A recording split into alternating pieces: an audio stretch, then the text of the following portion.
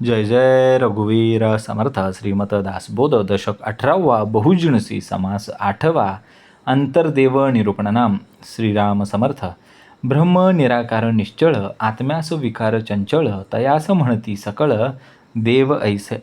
जय सद्गुरू. श्रीमत दासबोधातील दशक 18वा आहे, बहुजिनसी आणि समास 8वा आहे, अंतर्देव निरूपणनाम. दशकाच्या उत्तरार्धामध्ये आपण पोचलेलो आहोत. हा समास या दशकामधील अत्यंत महत्त्वाचा आहे.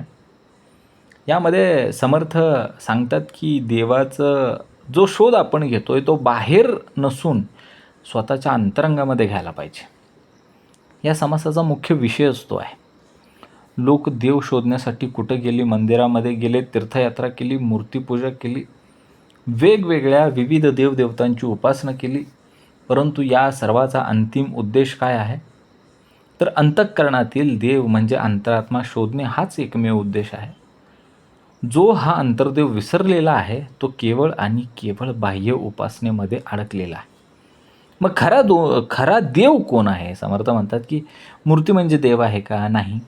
पाषाण म्हणजे देव आहे का? नाही. शरीर धारण करणारे अवतारसुद्धा अंतिम सत्य नाहीत, समर्थ ठामपणे सांगतात. या सर्व शक्तींना जो ऊर्जा देतोय, या सर्वांना जो शक्ती देतोय तोच खरा अंतरात्मा आहे. त्या तिन्ही देवास ज्याची सत्ता तो अंतरात्माचीच पाहता. म्हणजे ह्या सर्व ब्रह्मा विष्णू महेश या त्रिदेवतांनासुद्धा, त्रिमूर्तींनासुद्धा जो शक्ती देतो तोच काय आहे? अंतरात्मा आहे. ब्रह्मा विष्णू महेश यांनाही ज्याची सत्ता चालवते ना तोच खरा देव आहे. समर्थ सांगतात की देव बाहेर नाही, आत आहे. पण आपण कुठं तीर्थयात्रा करणार? गावातल्या देवाला जाणार नाही, पण केदारनाथला जाणार, महाकालेश्वरला जाणार, तीर्थयात्रा करणार, नर्मदा परिक्रमा करणार. त्याला विरोधच नाही आहे समर्थांचा मुळात. पण जो देव स्वतःच्या हृदयामध्ये आहे तर मग आपल्याला बाहेर फिरायची गरज काय? जो अंतर्देव चुकती धावा घेऊन तीर्थे जाती. समर्थ सांगतात की तीर्थक्षेत्र धोंडा पाणी. बरोबर का? बघा त्यासाठी काय पाहिजे? सत्संग महत्त्वाचा आहे. म्हणजे श्री समर्थ बैठक किती महत्त्वाची पहा. जो मनुष्य विचार करतो ना की खरा देव कोण आहे, मुख्य देवाचा निश्चय, त्याला श्री समर्थ बैठकीची गरज पडते, सत्संगाची गरज पडते. आणि मग त्याला सद्गुरूंच्या सहवासातून कळतं, विवेक जागृत होतो, त्याचे भ्रम दूर होतात, अज्ञान दूर होतं आणि मग त्याला अंतर्देवाचा बोध होतो. बरं का?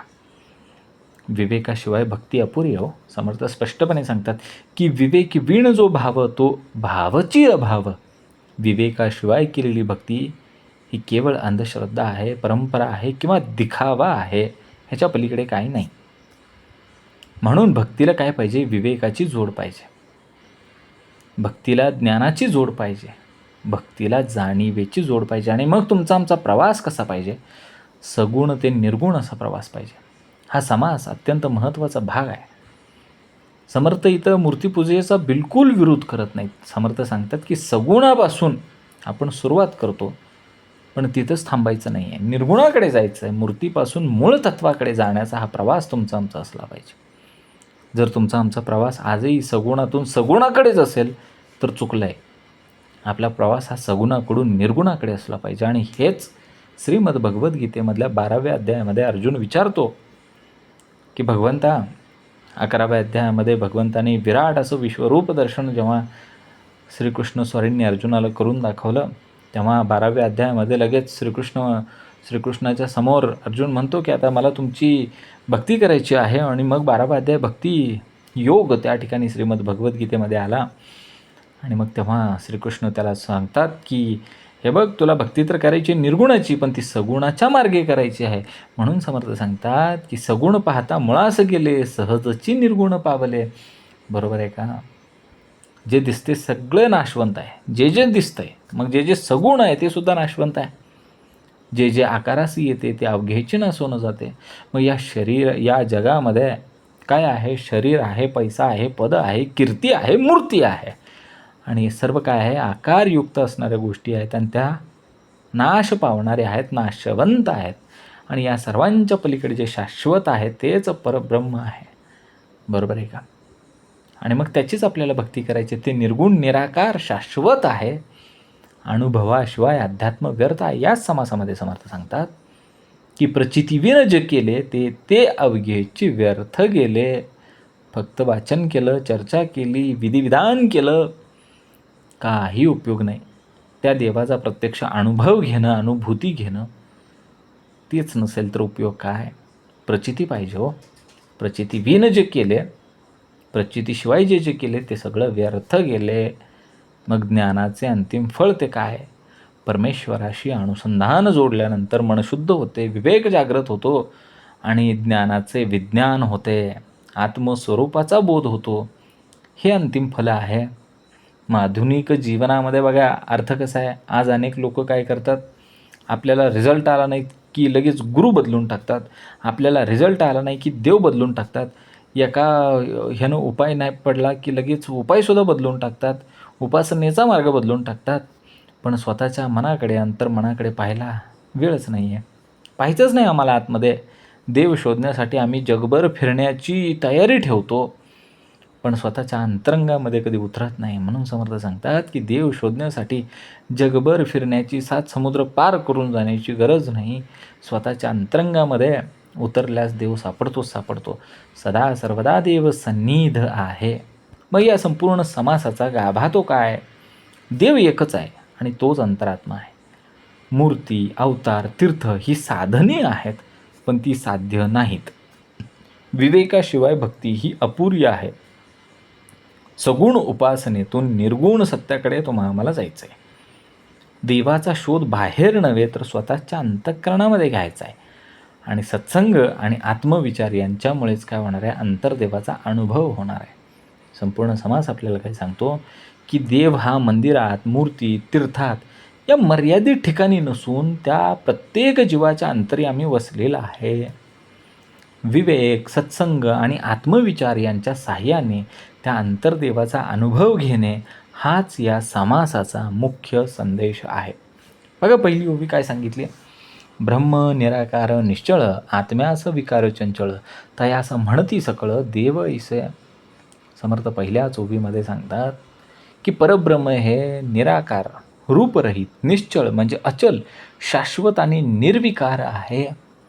परंतु आत्मा जेव्हा देह, मन, बुद्धी, अहंकार यांच्या संगतीमध्ये येतो तेव्हा त्याला चंचलपणा येतो, सुखदुःख येतं, राग, लोभ, आसक्ती येते, असे विकार त्याला दिसू लागतात. मग सामान्य लोक या चैतन्यालाच देव समजायला लागतात. समर्थांनी पहिल्याच ओवीमध्ये ब्रह्म, आत्मा आणि देव यांच्यातील सूक्ष्म फरक समजून सांगितला. ब्रह्म म्हणजे काय? ब्रह्म कसं आहे? निराकार, निर्विकार, नित्य, शाश्वत, अचल. ते ब्रह्म कधी जन्मत नाही, ते कधी मरत नाही, ते कधी बदलत नाही, ते कधी चंचल होत नाही. ते आकाशासारखं सर्वत्र असूनही कशालाही चिकटलेलं नाही, कोणालाही अटॅचमेंट झालेली नाही. असं ते काय आहे? ब्रह्म आहे. मग आत्मा काय आहे? आत्मा चंचल का वाटतो? आत्मा चंचल नसतोच हो, कधीच आत्मा चंचल नसतो, तो पण निश्चलच आहे. परंतु त्या आत्म्याला मन, बुद्धी, चित्त, अहंकार यांचा संपर्क आला, त्याची बाधा झाली, म्हणून तो आत्मा आता चंचल वाटू लागला. बघा एक साधं उदाहरण आहे. सूर्य कसा आहे? स्थिर आहे, पण पाण्यामध्ये त्याचं प्रतिबिंब लहरींमुळं कसं होतं? हलतं. तसंच आत्मा स्थिर आहे, पण मनांच्या लहरीमुळे तोच आत्मा आम्हाला चंचल वाटू लागला. तो सूर्य तर स्थिर होता, तसा आत्माही स्थिर आहे. पाण्यामध्ये ते प्रतिबिंब हललं, मग आपल्याला वाटतं सूर्य हलायला लागला, पण सूर्य हलतो का? आत्माही स्थिर आहे, आत्मासुद्धा निश्चल आहे, पण मनांच्या लहरीमुळे तो आत्मा काय वाटायला लागला? हललेला वाटायला लागला, चंचल वाटायला लागला. पण तसं नाही. आपल्या दैनंदिन जीवनामध्ये सकाळी कोण आपलं कौतुक केलं की आपल्याला आनंद होतो, दुपारी आपल्यावरती कुणी टीका केली की राग येतो, आणि संध्याकाळी आपलं जर काही नुकसान झालं की दुःख होतं.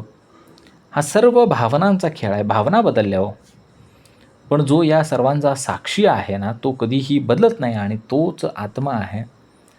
चित्रपट पाहतो आपण, त्या चित्रपटामध्ये कधी प्रेमप्रसंग येतो, कधी युद्धप्रसंग येतो, कधी दुःखद प्रसंग येतो, कधी आनंददायी प्रसंग येतो, हे सगळं दिसतं, पण तो पडदा कधीच बदलत नाही. तसंच जीवनामध्ये अनेक घटना घडतात, पण तो आत्मा साक्षीरूप तसाच राहतो, पडद्यासारखा. तयास म्हणती सकळ देव. आणि सामान्य लोक काय करतात? जिवंतपणा, चेतना, जाणीव यालाच देव म्हणू लागतात. मृत शरीर आणि जिवंत शरीर यात तो फरक काय? चेतना आहे ना. आणि एकदा ही चेतना गेली की शरीर निर्जीव होतं, म्हणून सर्वजण त्या चैतन्यालाच देव म्हणू लागले. मग समर्थांचा मुख्य उद्देश काय आहे? समर्थ म्हणतात की तुम्ही मनही नाही, शरीरही नाही आणि भावनाही नाही. तुमच्यात एकच असं शाश्वत चैतन्य आहे. ते कधी जन्माला येत नाही, ते कधी मरत नाही, ते कधी बदलत नाही. आणि ह्यालाच वेदांतामध्ये आत्मा, ब्रह्म, अंतरात्मा, परमात्मा अशी विविध नावं दिलेली आहेत. बघा, साधकासाठी व्यावहारिक अर्थ कसा आहे? जेव्हा राग येतो, दुःख येतं, भय येतं, भीती येते, तेव्हा स्वतःला विचारायचं की हा अनुभव कोणाला येत आहे? हे जे सगळं होतं आहे, राग, दुःख, भय, भीती, अनुभव घेणारा कोण आहे? ते सगळे अनुभव मनाला येत आहेत. पण मी मन आहे का? नाही हो. हा विचार आत्मविचाराची सुरुवात करून देतो. मी मन आहे का? मी मनही नाही, मी बुद्धी नाही, मी चित्त नाही. मनोबुद्धी अहंकार चित्तानी नाह नचो श्रोत्र जीवे नचो घ्राण नेत्रे. सांगितलं ना शंकराचार्यांनी. ब्रह्म हे निराकार व निश्चळच आहे.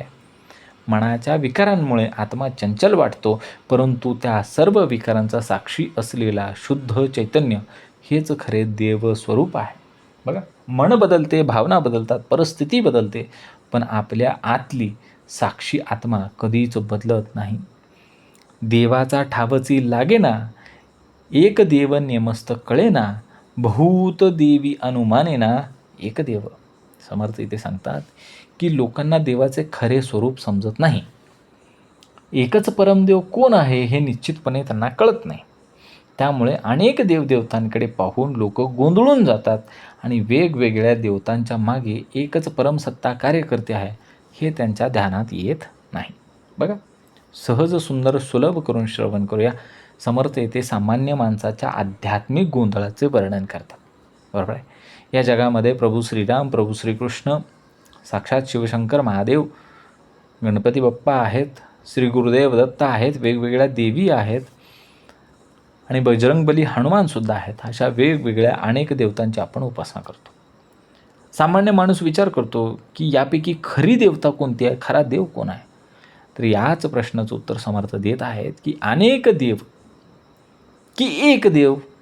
समर्थ म्हणतात की देव अनेक नाही आहेत, नावे अनेक आहेत, सत्ता मात्र एकाचीच चालते. जसं घरामध्ये अनेक बल्ब असतात पण वीज एकच असते की नाही. मग ट्यूब पण त्याच्यावर चालते, झिरो बल्ब पण त्याच्यावर चालते, फॅन पण त्याच्यावर चालते, अजून फ्रीज पण चालतं, AC पण चालतं, इस्त्री पण चालतं आहे. पण कसं आहे, वीज एकच आहे की नाही.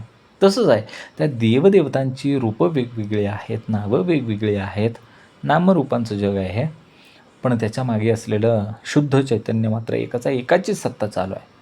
आणि वेदांताचा दृष्टिकोन काय सांगितला आहे? वेदांत सांगतं की एकम सत्य विप्रा बहुधा वदंती. सत्य एकच आहे, पण त्याला ज्ञानी लोक अनेक नावांनी संबोधन करत असतात. बरोबर का? म्हणून शिव आणि विष्णू म्हणजे शैव आणि वैष्णव हे वेगवेगळे नाहीत. प्रभू श्रीराम आणि श्रीकृष्ण हे सुद्धा वेगवेगळे नाहीत. तसे देवी आणि देवता ह्यासुद्धा वेगवेगळे नाहीत, कारण मूळ तत्त्व एकच आहे. समुद्र आणि लाटा, समुद्रामध्ये हजारो लाटा उमटतात, उसळतात. प्रत्येक लाट वेगवेगळी असते. कुठली लाट छोटी असते, कोणती लाट मोठी असते, एखादी लाट फेसाळलेली असते, पण त्या समुद्रामध्ये असलेलं पाणी मात्र एकच आहे ना. तसेच देवदेवतांची रूपं जरी वेगवेगळी असली तरी मूळ चैतन्य मात्र एकच आहे. आज अनेक लोक काय करत आहेत, सोमवारी शंकराला जायचं, शनिवारी हनुमानाला जायचं, गुरुवारी दत्ताला जायचं, शुक्रवारी देवीला जायचं, असंच चाललं आहे. आणि हे चुकीचं पण नाही आहे. पण जर त्यांना असं वाटलं की हे सर्व वेगळे आहेत आणि स्वतंत्र देव आहेत, तर मग मात्र गोंधळ निर्माण होतो. समर्थ म्हणतात की रूपं अनेक असली तरी देव मात्र एकच आहे, है ना. देवाचा ठावची लागे ना. समर्थ याचा खोल अर्थ आपल्याला असं सांगतात की लोक देवाकडे मागतात, पूजा करतात, नवस करतात, पण देवाचे खरे स्वरूप जाणून घेण्यासाठी कोणताही प्रयत्न करीत नाहीत. देवाची भक्ती होते, पण देवाचा बोध कधीच होत नाही, कारण आपल्याला देवाचा ठावच लागला नाही. हे समर्थन यातून अभिप्रेत करायचं आहे. ठाव लागला नाही कारण आपली जी भक्ती आहे ना, काहीतरी आपली मागणी पूर्ण व्हावी, नवस पूर्ण व्हावं, लेकरू व्हावं, गाडी मिळावी, बंगला मिळावा, ह्याच्यासाठीच चाललं आहे सगळं. मग आध्यात्मिक साधकासाठी संदेश काय दिला समर्थांनी?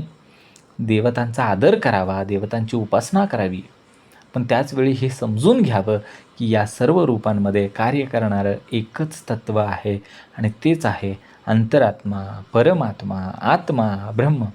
बघा ना, नातेसंबंधामध्ये आपण काय करतो? कुणी आई म्हणतो, कुणी मम्मी म्हणतो, कुणी मदर म्हणतं, कोणी म्हातारी म्हणतं. आमच्या गावाकडं आईला म्हातारी म्हणते. नावं वेगवेगळी जरी असली तरी आई एकच आहे हो. तसंच आहे प्रभू श्रीराम, प्रभू श्रीकृष्ण, शिवशंकर, गुरुदेव दत्त, पांडुरंग हरी विठ्ठल, ही सगळी नावं वेगवेगळी जरी असली तरी परमसत्ता मात्र एकच आहे. अनेक देवतांच्या रूपांमुळे लोक गोंधळून गेली, परंतु सर्व देवतांमागे कार्य करणारी परमसत्ता एकमेव एकमात्र एकमेव अद्वितीय आहे. तिचा बोध होणे हेच खरं अध्यात्म आहे. अनेक देवता दिसतात, पण देवत्व एकच आहे. त्यामुळे रूपात अडकू नये, मूळ तत्व ओळखावं. म्हणून विचार असावा, विचारे देव शोधावा, देव बहुत देवांचा गोवा पडोची नाही. समर्थ स्पष्ट सांगतात की म्हणून माणसाने विवेकपूर्व कसं असलं पाहिजे? विवेकपूर्व विचार करावा आणि विचाराच्या साहाय्याने देवाचे खरे स्वरूप शोधावे. अनेक देवतांच्या नावांमध्ये, रूपांमध्ये आणि मतभेदांमध्ये अडकून पडू नये. पहिल्या 2 ओव्यामध्ये समर्थांनी सांगितलं की देव एकच आहे आणि लोक अनेक देवतांमुळे गोंधळात पडलेले आहेत. आणि आता या ओवीमध्ये समर्थ त्यावरती उपाय देतात. विचारे देव शोधावा. कसा? विचारे म्हणजे आंधळेपणाने श्रद्धा ठेवू नये, तर विवेकाने देव समजून घ्यावा. समर्थांनी फक्त भक्तीचा मार्ग नाही सांगितला, तर भक्तीला विवेकाची जोड पाहिजे, भक्ती अधिक विवेक पाहिजे. म्हणून समर्थ सांगतात की प्रश्न विचारा, विचार करा, सत्य शोधा, अनुभूती घ्या, अनुभव घ्या, कारण विचाराशिवाय श्रद्धा अनेकदा ही अंधश्रद्धाच बनते. विवेक नसेल तर काय हो? त्या श्रद्धेला जर विवेक नसेल ना, ते अंधश्रद्धा होऊन जाईल. विचारे देव शोधावा. देव शोधणे म्हणजे फक्त मंदिरात जाणे नव्हे, तर स्वतःला विचारणे, मी कोण? हे जग कोण चालवतंय? शरीर मरते, पण त्या जाणीवेचं काय आणि खरे सुख कुठे आहे? हे प्रश्न जेव्हा निर्माण होतात ना, तेव्हा आपला आध्यात्मिक मार्ग सुरू होत असतो, अध्यात्म मार्ग सुरू होत असतो. नदी आणि समुद्राचं उदाहरण दिलं बघा. अनेक नद्या आहेत, गंगा, गोदावरी, कृष्णा, नर्मदा, तापी, भीमा, ह्या सगळ्या नद्या सरते शेवटी समुद्रातच जातात. तशी शिवशक्ती, रामशक्ती, श्री दत्तशक्ती, विठ्ठल भक्ती हे कुठं जातं? ह्या सर्वांचा अंतिम उद्देश एकता कुठं आहे? वारीला आपण जातो काय? परमात्मा प्राप्तीसाठीच जातो, बरोबर? आपण 12 ज्योतिर्लिंग करतो, परमात्मा प्राप्तीसाठी करतो. आपण अष्टविनायक करतो, परमात्मा प्राप्तीसाठीच करतो ना. बहुत देवांचा गोवा पडोच नाही. गोवा म्हणजे गोंधळ, गुंतागुंत. आज अनेक लोक विचारतात, भांडण करतात, चर्चा करतात, शिव मोठा की विष्णू मोठा, दत्त मोठे की गणपती मोठे, देवी मोठी की कृष्ण मोठा. समर्थ म्हणतात की हा गोंधळामध्ये पडूच नाही. हा गोंधळ सोडून द्यावा, कारण ही फक्त रूपं आहेत. ही रूपं वेगवेगळी आहेत, पण ते तत्त्व मात्र एकच आहे. आज होतं आहे का माहिती आहे का? सोशल मीडियावरती धार्मिक वाद खूप जास्त आहेत. आपल्या देवताला आपणच श्रेष्ठ म्हणतो आणि जर दुसऱ्याच्या श्रद्धेचा आपण अपमान करत असेल आणि आपल्याच देवाला आपण श्रेष्ठ म्हणत असेल तर ते अध्यात्म नाही. सत्य अध्यात्म म्हणजे काय आहे? सर्व रूपातील एकत्व पाहणे म्हणजे खरं अध्यात्म, बरोबर का? माझाच काय तो देव श्रेष्ठ आणि दुसऱ्याचा देव कनिष्ठ, तो खालच्या दर्जाचा, आणि मग आपण त्याचा अपमान करणं हे अध्यात्म नाही आहे. देवपूजा करताना आपण मूर्तीच्या समोर नमस्कार करतो, पण आपल्या मनामध्ये भाव काय असतो की या मूर्तीतील चैतन्य माझ्या अंतर्यामी आहे. हा विचार भक्तीला ज्ञानाची जोड देत असतो. मग समर्थ सांगतात की देव मिळवण्यासाठी फक्त भावना पुरेशी नाही आहे, तर विवेकपूर्ण विचारही तितकाच गरजेचा आहे. भक्ती हृदयाला शुद्ध करते हो, पण विचार मात्र सत्यापर्यंत नेतो. विवेक मात्र आम्हाला अंतिम निष्कर्षापर्यंत पोहोचवतो. अनेक देवदेवतांच्या गोंधळामध्ये न पडता विवेकपूर्ण विचाराने सर्वांच्या मुळाशी असलेलं एकच परमसत्य शोधणे अत्यंत गरजेचं आहे. हाच संदेश समर्थ या ओवीतून देतात. भक्ती आपल्याला देवापर्यंत नेते, पण विवेक आपल्याला देवाचं खरं स्वरूप उलगडून दाखवतो. समर्थ या ओवीचा गाभा आपल्याला असं सांगतात की श्रद्धेला विवेकाची जोड मिळाली की भक्तीमध्ये अंधश्रद्धा राहत नाही, ती आत्मज्ञानाकडे नेणारी साधना बनते. बघा पुढची ओवी. देव क्षत्री पाहिला त्यासारिका धातूची केला, पृथ्वीमध्ये दंडक चालीला येणे रीती. मग समर्थ सांगतात काय झालंय, पूर्वी लोकांनी एखाद्या देवतेचं किंवा अवताराचं प्रत्यक्ष दर्शन घेतलं आणि नंतर त्या देवतेच्या स्मरणासाठी त्यांच्यासारखी धातूची, दगडाची, पाषाणाची किंवा इतर पदार्थांची मूर्ती बनवली आणि हळूहळू ही परंपरा संपूर्ण पृथ्वीवरती रूढ झाली. या ओवीमध्ये समर्थ मूर्तीपूजेचा उगम कसा झाला हे समजून सांगत आहे. काही लोक या ओवीचा चुकीचा अर्थ घेऊ शकतात की समर्थ इथं मूर्तीपूजेचा विरोध वगैरे करतात, की तसं नाही आहे, हा विरोध नाहीच आहे. तर मूर्तीची उत्पत्ती झाली कशी हे समर्थ सांगत आहेत की देव क्षत्री पाहिला. क्षेत्र म्हणजे कसं, ठिकाण, पवित्र स्थान, देवस्थान, जिथं देवाचा अवतार झालेला आहे. प्रभू श्रीराम, प्रभू श्रीकृष्ण, दत्त अवतार, संत महात्म्य यांचे लोकांनी दर्शन घेतले. त्यांचे जीवन, त्यांचं रूप, त्यांचं कार्य लोकांच्या मनामध्ये कोरलं, ठसलं गेलं आणि मग लोकांनी काय केलं, त्यासारखा धातूची केला. आणि नंतर त्यांच्या मनामध्ये विचार आला की या दिव्य व्यक्तिमत्वाचे स्मरण कायमस्वरूपी आपल्याला कसं ठेवता येईल, म्हणून त्यांनी धातूच्या, पाषाणाच्या मूर्ती केल्या, त्यांची चित्र काढली. आणि मग काय झालं, मूर्ती म्हणजे देव का हो? मूर्ती म्हणजे ती मूळ देवता झाली का? नाही झाली. मूर्ती म्हणजे मूळ देव नव्हे, तर देवाच्या स्मरणाचे साधन त्या ठिकाणी निर्माण केलं. आपल्या घरामध्ये आपल्या आईवडिलांचा फोटो असतो की नाही, पण ते फोटो म्हणजे आपले आईवडील असतात का? नाही. पण जेव्हा जेव्हा आपल्याला त्यांची आठवण येते तेव्हा आपण त्या फोटोंकडे पाहतो. त्यांच्याबद्दल जेव्हा आपल्याला प्रेम जागृत करायचं असतं तेव्हा आपण त्या फोटोकडे पाहतो की नाही? तसंच आहे. मूर्ती म्हणजे देव नाही आहे, तर देवाची आठवण करून देणारी ती माध्यमं आहेत. समर्थ इथं सूक्ष्म इशारा देतात की लोकांनी मूर्ती का बनवली हे आपण समजून घेऊया. मूर्तीचा उद्देश काय आहे? मन एकाग्र करणे, त्या भगवंताची, त्या देवाची अखंड आठवण ठेवणे, भक्तिभाव जागृत करणे, हा त्या मूर्तीचा उद्देश आहे. पण मूर्ती म्हणजे अंतिम देव नाही. पण जर मूर्ती म्हणजेच अंतिम देव आहे असं आपण समजलं तर मग आपण मूळ तत्व हरवून बसलो आहोत. खरे की नाही? एखादा व्यक्ती रोज मंदिरामध्ये जातो, पण तो काय करतो, मंदिरामधून जाऊन आला की तसाच रागराग करत राहतो, लोभ करतो, अहंकार करतो. तर मग मूर्तीपूजेचा हेतू पूर्ण झाला की नाही? नाही झाला. कारण मूर्तीचं काम होतं की त्याला अंतर्मनाकडे, अंतर्देवाकडे वळवणं. ते झालंच नाही, तो अंतर्मुख झालाच नाही, तो बहिर्मुखच राहिला. या समासामध्ये समर्थ आपल्याला हळूहळू सांगत आहेत की मूर्ती आली कशी, अवतारांचे महात्म्य ते काय, ब्रह्मा विष्णू महेश यांच्या पलीकडे काय आहे, आणि शेवटी खरा देव कुठे आहे. बघा ना, याचं उत्तर आहे अंतरात्माची पाहता, म्हणजे अंतःकरणातील चैतन्य. मूर्ती चुकीची नाही, पण मूर्ती हे साधन आहे, साध्य नाही. जसं की नकाशा म्हणजे शहरं असतात का? नाही. आपण मॅप बघतो की नाही, मॅपवरती आपल्याला दिसतं की इथं पुणे आहे, इथं मुंबई आहे, तिकडे नाशिक आहे, इथं सोलापूर आहे, इथं लातूर आहे, इथं परभणी आहे, इथं नागपूर आहे. आणि मग ते नकाशा म्हणजे ही शहरं नाही आहेत, है ना. बोट म्हणजे नदीचा पार किनारा नाही आहे, ती साधनं आहेत फक्त. तसंच आहे, मूर्ती म्हणजे देवाचं अंतिम स्वरूप नाही, ती देवापर्यंत नेणारी दिशा आहे, ती दिशादर्शक आहे. बघा, आपल्याला नकाशावरून दिशाच कळते की. बघा, एका वाक्यामध्ये सांगायचं झालं तर देवतांचे प्रत्यक्ष रूप स्मरणात राहावे म्हणून लोकांनी मूर्त्या निर्माण केल्या. परंतु मूर्ती हे देवाचे स्मरण करून देणारे साधन आहे, अंतिम सत्य नाही. मूर्तीसमोर नमस्कार करा, पण त्या मूर्तीमागील चैतन्य ओळखण्याचा प्रयत्न करा, तेच खरं अध्यात्म आहे. बघा पुढं, नाना प्रतिमा देवांचे मूळ, तो हा क्षेत्रदेवचे केवळ, नाना क्षेत्रे भूमंडळ शोधून पहावे. जगामध्ये ज्या विविध देवतांच्या मूर्ती दिसतात त्यांचे मूळ एखादे क्षेत्र म्हणजे पवित्र स्थान, अवतार, संत किंवा देवदर्शनाचा अनुभव आहे.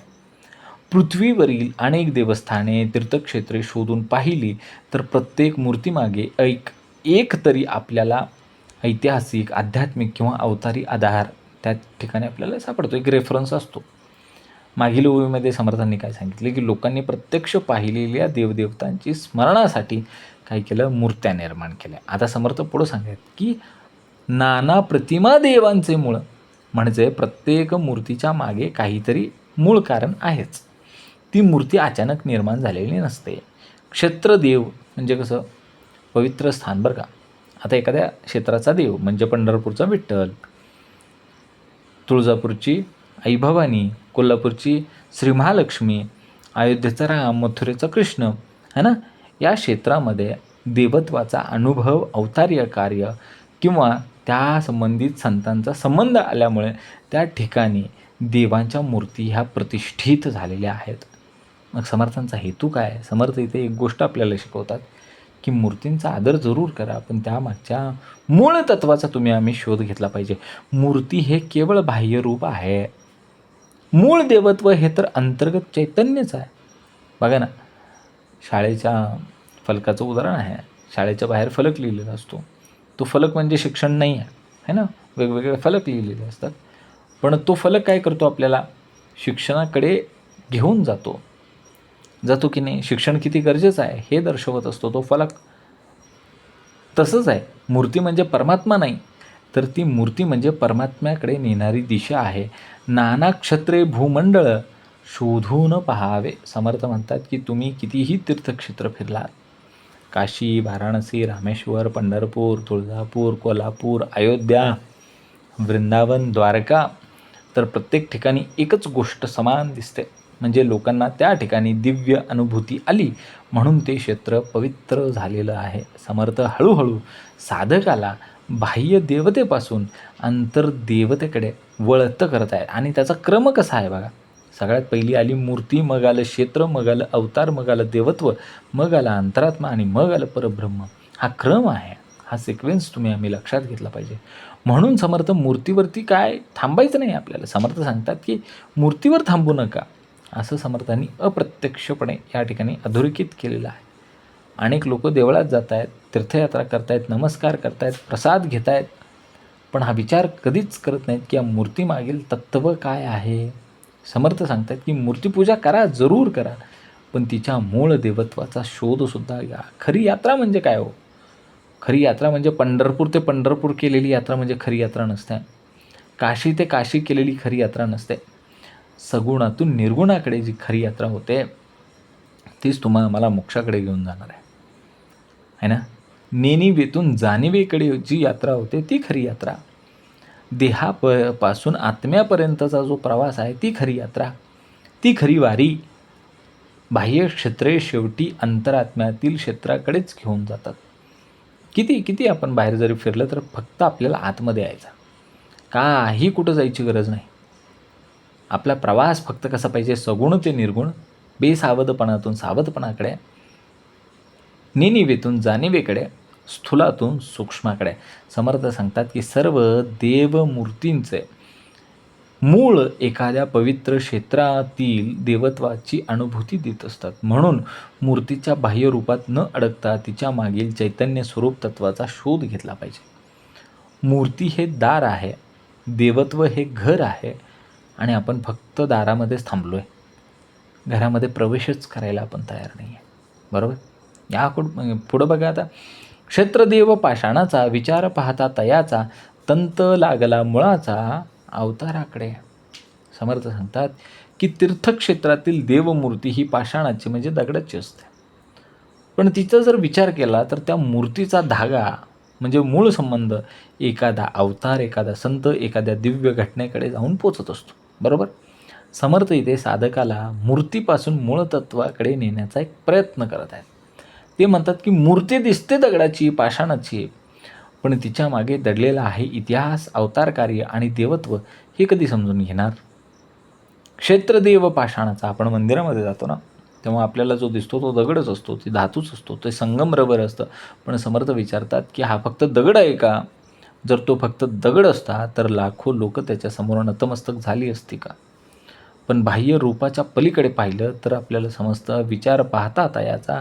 समर्थ इथे मुख्य 2 शब्द आपल्याला दाखवतात की विचार म्हणजे फक्त नामस्मरण करू नका, तर विचार करा की मूर्ती कशी आली, त्या देवस्थानाचे महत्त्व काय आणि त्या रूपामागील तत्त्व काय.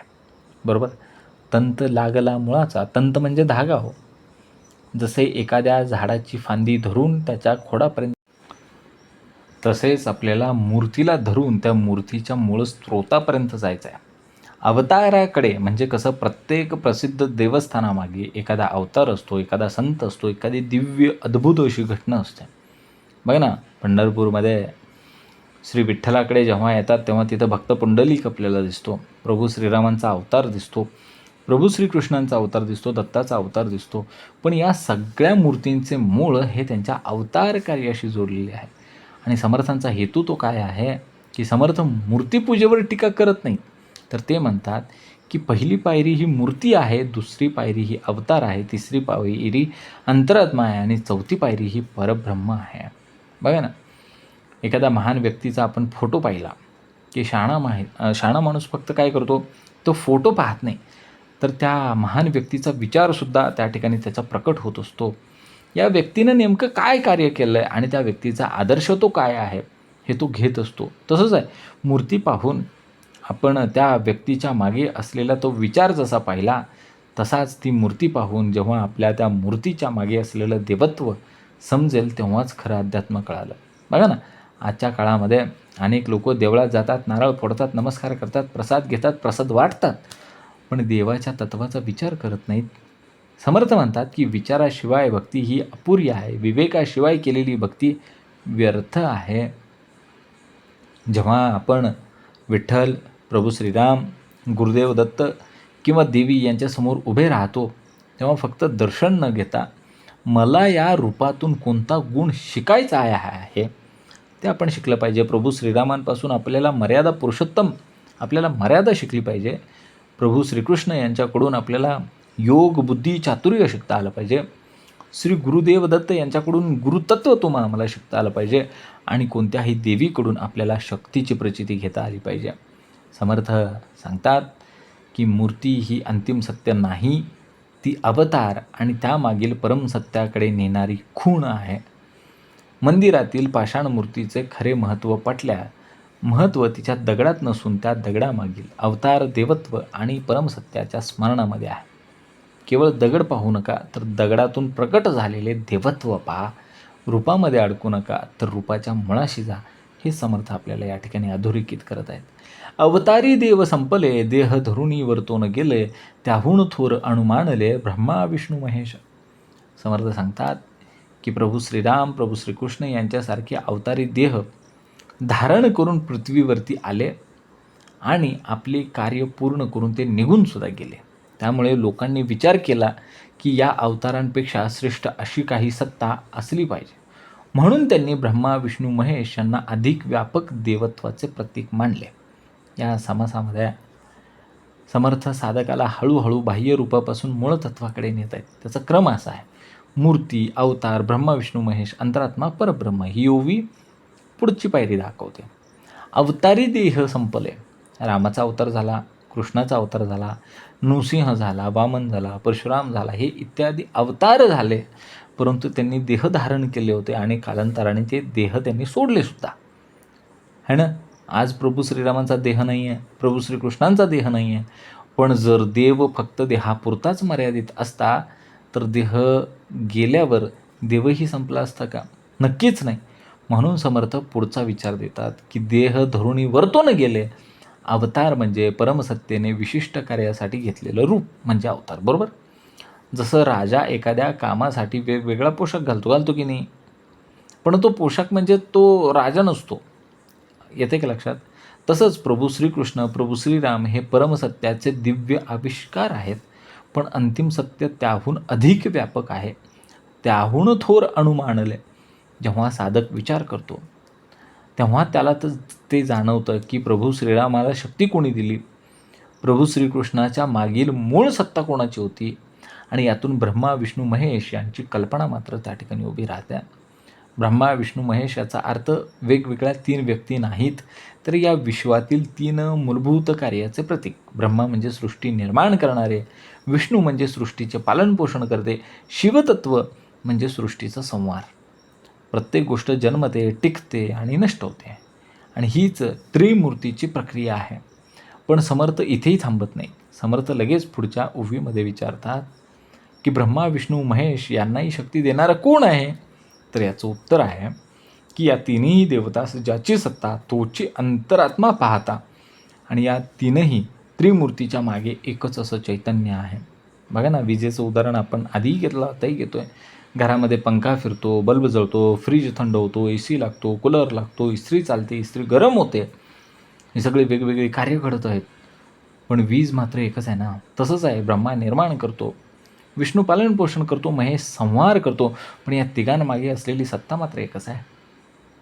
अनेक भक्त एकाच देवतेवरती थांबलेले आहेत. म्हणून समर्थ सांगतात की भक्ती करा पण विचारही करा. रूपामागील तत्वाचा शोध घ्या. ही ओवी आपल्याला शिकवते की अवतार महान आहेत, पण परमसत्तेचे प्रकट रूप आहेत हे आपण लक्षात घेतलं पाहिजे. त्याच्याही मागे एक अखंड, शाश्वत आणि सर्वव्यापी असं चैतन्य आहेच की. साधकाने त्या तत्वाकडे वाटचाल करावी. अवतार देह धारण करून कार्य पूर्ण करतात आणि निघून जातात. म्हणून त्यांच्याही मागे असलेल्या अधिक व्यापक आणि शाश्वत देवसत्तेचा शोध आपण घेतला पाहिजे. आपण रूपाचा आदर केला पाहिजे. रूपाचा आदर करा, अवताराचे स्मरण करा, पण त्या रूपाला शक्ती देणाऱ्या परम चैतन्याचा शोध घ्यायला आम्ही विसरू नये, असं समर्थ सांगतात. त्या तिन्ही देवास ज्याची सत्ता तो अंतरात्माची पाहता करता भोगता तत्वता प्रत्यक्ष आहे. मग समर्थ सांगतात की ब्रह्मा विष्णू महेश या तिन्ही देवदेवतांना जी शक्ती कार्यरत ठेवते तोच अंतरात्मा आहे, तोच खरा करता आहे, कार्य करून घेणारा आहे आणि भोगता म्हणजे अनुभव घेणारा सुद्धा आहे. तो प्रत्येक प्राण्यामध्ये प्रत्यक्ष स्वरूपामध्ये विद्यमान आहे, आजही आहे. आतापर्यंत समर्थांनी साधकाला मूर्तीपासून अवतारापर्यंत आणलं, ब्रह्मा विष्णूपर्यंत आणलं आणि आता अंतिम दिशा दाखवली. या तीनही देवास ज्याची सत्ता, ब्रह्मा विष्णू यांना शक्ती कोण देत आहे?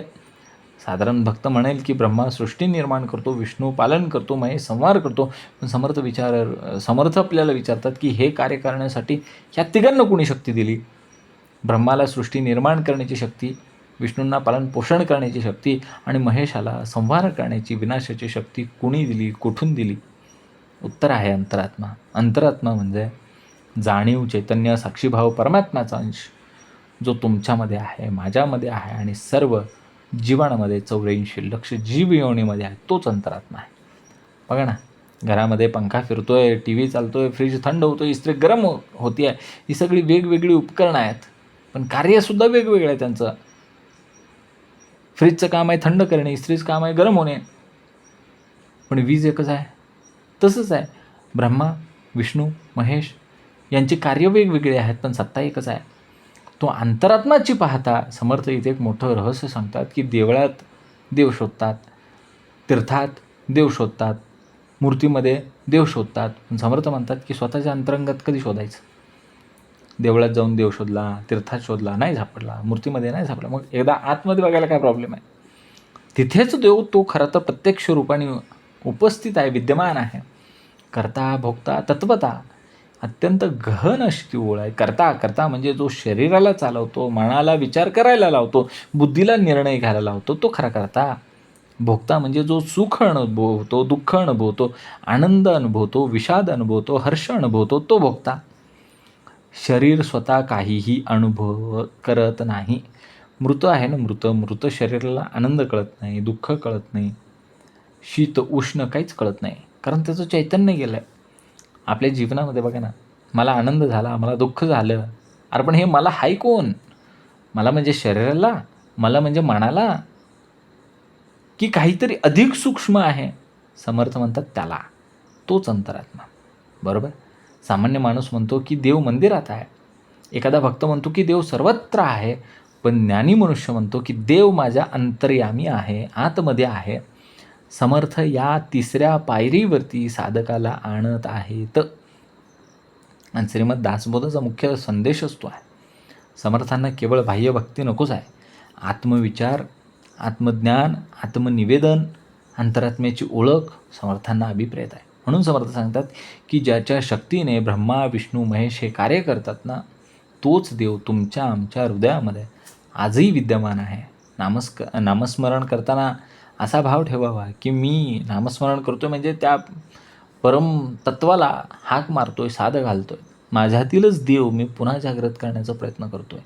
हा भाव आला की भक्ती अधिक अंतर्मुख होते, बहिर्मुख नाही राहत. आपण बाहेर नाही जात, आतमधल्याच देवाला आपण हाक मारून बोलवत असतो. ब्रह्मा विष्णू महेश यांनाही कार्यरत ठेवणारी अशी मूळ सत्ता म्हणजे अंतरात्मा, तोच खरा करता, तोच खरा भोगता आणि सर्व जीवांच्या अंतःकरणामध्ये तोच प्रत्यक्ष वसलेला देव आहे. देव शोधण्यासाठी दूर जाण्याची गरज नाहीच आहे. जो मी आहे असा जिवंत अनुभव प्रत्यक्ष जाणवतो ना, त्याच अंतरात्म्यामध्ये देवाचे खरे दर्शन होत आहे. बरोबर आहे का? कुठं बाहेर नाही, सदा सर्वदा देव सन्निध आहे. युगानुयुगे तिन्ही लोक एकची चालवी अनेक, हा निश्चयाचा विवेक वेदशास्त्री पहावा. युगानुयुगे तिन्ही लोक, अनादी अनंत काळापासून तिन्ही लोक, स्वर्ग मृत्यू पाताळ हे तिन्ही लोक, तसेच असंख्य जीव, 84 लक्ष जीव योनी, असंख्य अनंत घटना आणि विश्व व्यवहार यांना एकच परमसत्ता चालवत आहे. हा निश्चय वेदशास्त्रांच्या अभ्यासाने आणि विवेकाने समजतो बरं का. मागील ओळीमध्ये समर्थांनी सांगितलं की या तीनही देवास ज्याची सत्ता तो अंतरात्माची पाहता. आता त्याच्या पुढचा विचार समर्थांनी अजून दृढ केला. युगानुयुगे म्हणजे सत्ययुग, त्रेतायुग, द्वापारयुग, कलियुग, युग बदलली, राजे बदलले, संस्कृत्या बदलल्या, धर्मपद्धती बदलल्या, पण एक गोष्ट कधीच नाही बदलली, ती म्हणजे परमसत्ता. तिन्ही लोक शास्त्रानुसार स्वर्ग मृत्यू पाताळ हे 3 लोक आहेत. समर्थांचा मुख्य मुद्दा असा आहे की लोक किती आहेत, विश्व कितीही विशाल असलं तरी त्याला नियंत्रण करणारी शक्ती मात्र एकच आहे ना. समुद्र आणि लाटांचे उदाहरण पहा. समुद्रामध्ये लाखो लाटा उसळत असतात, प्रत्येक लाट वेगळी असते, पण त्यांना धारण करणारे पाणी मात्र एकच आहे. तसेच आहे, असंख्य जीव आहेत, असंख्य ग्रह आहेत, असंख्य गॅलेक्सी आहेत, असंख्य घटना आहेत, असंख्य प्रसंग आहेत, पण त्यांना आधार देणारे चैतन्य मात्र एकच आहे. एकची चालवी अनेक, या ओवीचे हृदय म्हणजे काय आहे. समर्थ सांगतात की एकच सत्ता अनेक वर्ष चालत आहे. एकाच सूर्याच्या प्रकाशाने लाखो घरं उजळतात, करोडो झाडं वाढतात, अनेक जीव जगतात. हा एका सूर्याचा परिणाम आहे. सूर्य एकच आहे, पण त्याचे परिणाम किती आहेत पहा. कधी केला होता का विचार? तसंच आहे, हा परमात्मा एकच आहे, पण जीव अनेक आहेत. तुमच्या आमच्या शरीरामध्ये तोच परमात्मा डोळ्यांनी पाहतो, कानांनी ऐकतो, जिभेने बोलतो, हाताने काम करतो. अवयव अनेक आहेत, पण त्या अवयवांना जिवंत ठेवणारा तो एकच आहे ना, तो चैतन्य मात्र एकच आहे. विश्वामध्ये रूपं अनेक आहेत, पण जीवनशक्ती मात्र एकच आहे. हा निश्चयाचा विवेक वेदशास्त्री पाहावा आणि वेदांताचा निष्कर्ष तो काय. एकमेवाद्वितीयम, एकच आहे, दुसरा कोणीच नाही. सर्व खल्विद ब्रह्म, काय सांगितलं, हे सर्व ब्रह्मच आहे. समर्थ म्हणतात की वेदांचा अभ्यास केल्यास असा निष्कर्ष स्पष्ट होतो की अनेकतेच्या मागे एकत्व आहे. आजच्या जीवनातील अर्थ म्हणजे आज माणूस जातींमध्ये, धर्मांमध्ये, पंथांमध्ये, देवदेवतांच्या भेदामध्ये अडकलेला आहे. समर्थ म्हणतात की हे सर्व बाह्य भेद आहेत. अंतर्मनामध्ये जर पाहिलं तर सर्वांमध्ये एक समान असं एकच एकमेव अद्वितीय असं चैतन्य त्या ठिकाणी आहे. जेव्हा तुम्ही कोणालाही भेटता तर आपण लगेच भेद करायला चालू करतो. तो आपला गरीब आहे, तो श्रीमंत आहे, तो मित्र आहे, तो शत्रू आहे, असा आपण विचार करतो. तेव्हा विचार करतो की याच्यामध्ये आणि माझ्यामध्ये कार्य करणारा अंतरात्मा मात्र एकच आहे. आणि हा जर विचार जर आला तर आपल्या अंतरी असलेला द्वेष कमी होणार, अहंकार वितळणार, प्रेम वाढणार, करुणा वाढणार. समर्थ इथे अद्वैत वेदांताचा सार सांगतात की जीव अनेक दिसतात, पण त्यांना चालवणारे चैतन्य मात्र एकच आहे. आणि हेच समजणे म्हणजे खरा विवेक आहे. समर्थ सांगतात की युगानुयुगे संपूर्ण विश्वातील असंख्य जीव, तिन्ही लोक यांना चालवणारी परमसत्ता एकच आहे. हा दृढ निश्चयच वेदांतातील खरा विवेक आहे. रूपे अनेक असली तरी प्राणी मात्र रूपं जरी अनेक असली तरी प्राण एकच आहे. नावे जरी अनेक असली तरी देव मात्र एकच आहे. आत्मा वर्तवितो शरीर, तोची देव उत्तरोत्तर, जाणीव स्वरूपे कळीवर विवेके वर्तवी. समर्थ सांगतात की आत्मा वर्तवितो शरीर. कसा? आत्माचं शरीराचं वर्तन घडवतो, चालवतो, तोच खरा देव आहे. जाणीव म्हणजे चेतना या स्वरूपाने प्रत्येक जीवामध्ये तोच कार्यरत आहे आणि विवेकाच्या साह्याने तो सगळे व्यवहारसुद्धा घडवून आणत आहे. ही ओवी अत्यंत महत्त्वाची आहे. आतापर्यंत समर्थांनी मूर्तीपेक्षा अवतार श्रेष्ठ असं सांगितलं. अवतारापेक्षा त्रिमूर्ती श्रेष्ठ आणि त्रिमूर्तींना चालवणारा अंतरात्मा त्याहून श्रेष्ठ. आता समर्थ स्पष्ट सांगतात की तो अंतरात्मा तुमच्या आमच्यापासून वेगळा नाही. आत्मा वर्तविते शरीर आहे. आपण नेहमी म्हणतो मी चालतो, मी बोलतो, मी पाहतो, मी ऐकतो, मी बसलो, मी उठलो. पण प्रत्यक्षात डोळे स्वतःहून पाहत नाहीत, कान स्वतःहून ऐकत नाहीत, जीभ स्वतःहून बोलत नाही. त्यांना जिवंत ठेवणारी एक चेतना आहे आणि ती चेतना जेव्हा निघून जाते तेव्हा डोळे असून पण दिसत नाही, कान असून पण ऐकू येत नाही आणि शरीर असून हालचाल होत नाही. म्हणून समर्थ म्हणतात की आत्माचं शरीर चालवतो. विजेशिवाय यंत्र केलं आहे? कधी कल्पना केली? पंखा आहे, फ्रीज आहे, टी व्ही आहे, कूलर आहे, इस्त्री आहे, ही सगळी उपकरणं चांगल्या अवस्थेमध्ये आहेत, चालणारी आहेत. पण लाईटच गेली, लाईटच नसेल तर काय, हे सगळे जे काही यंत्र आहेत हे सगळे निष्क्रिय झाली. तसंच आहे, शरीर किती सुंदर असलं, बलवान असलं, ताकदवान असलं, बुद्धिमान असलं, तरीसुद्धा आत्मा गेला की ते शरीर हे निष्प्राण असलेला मृतदेह होतं.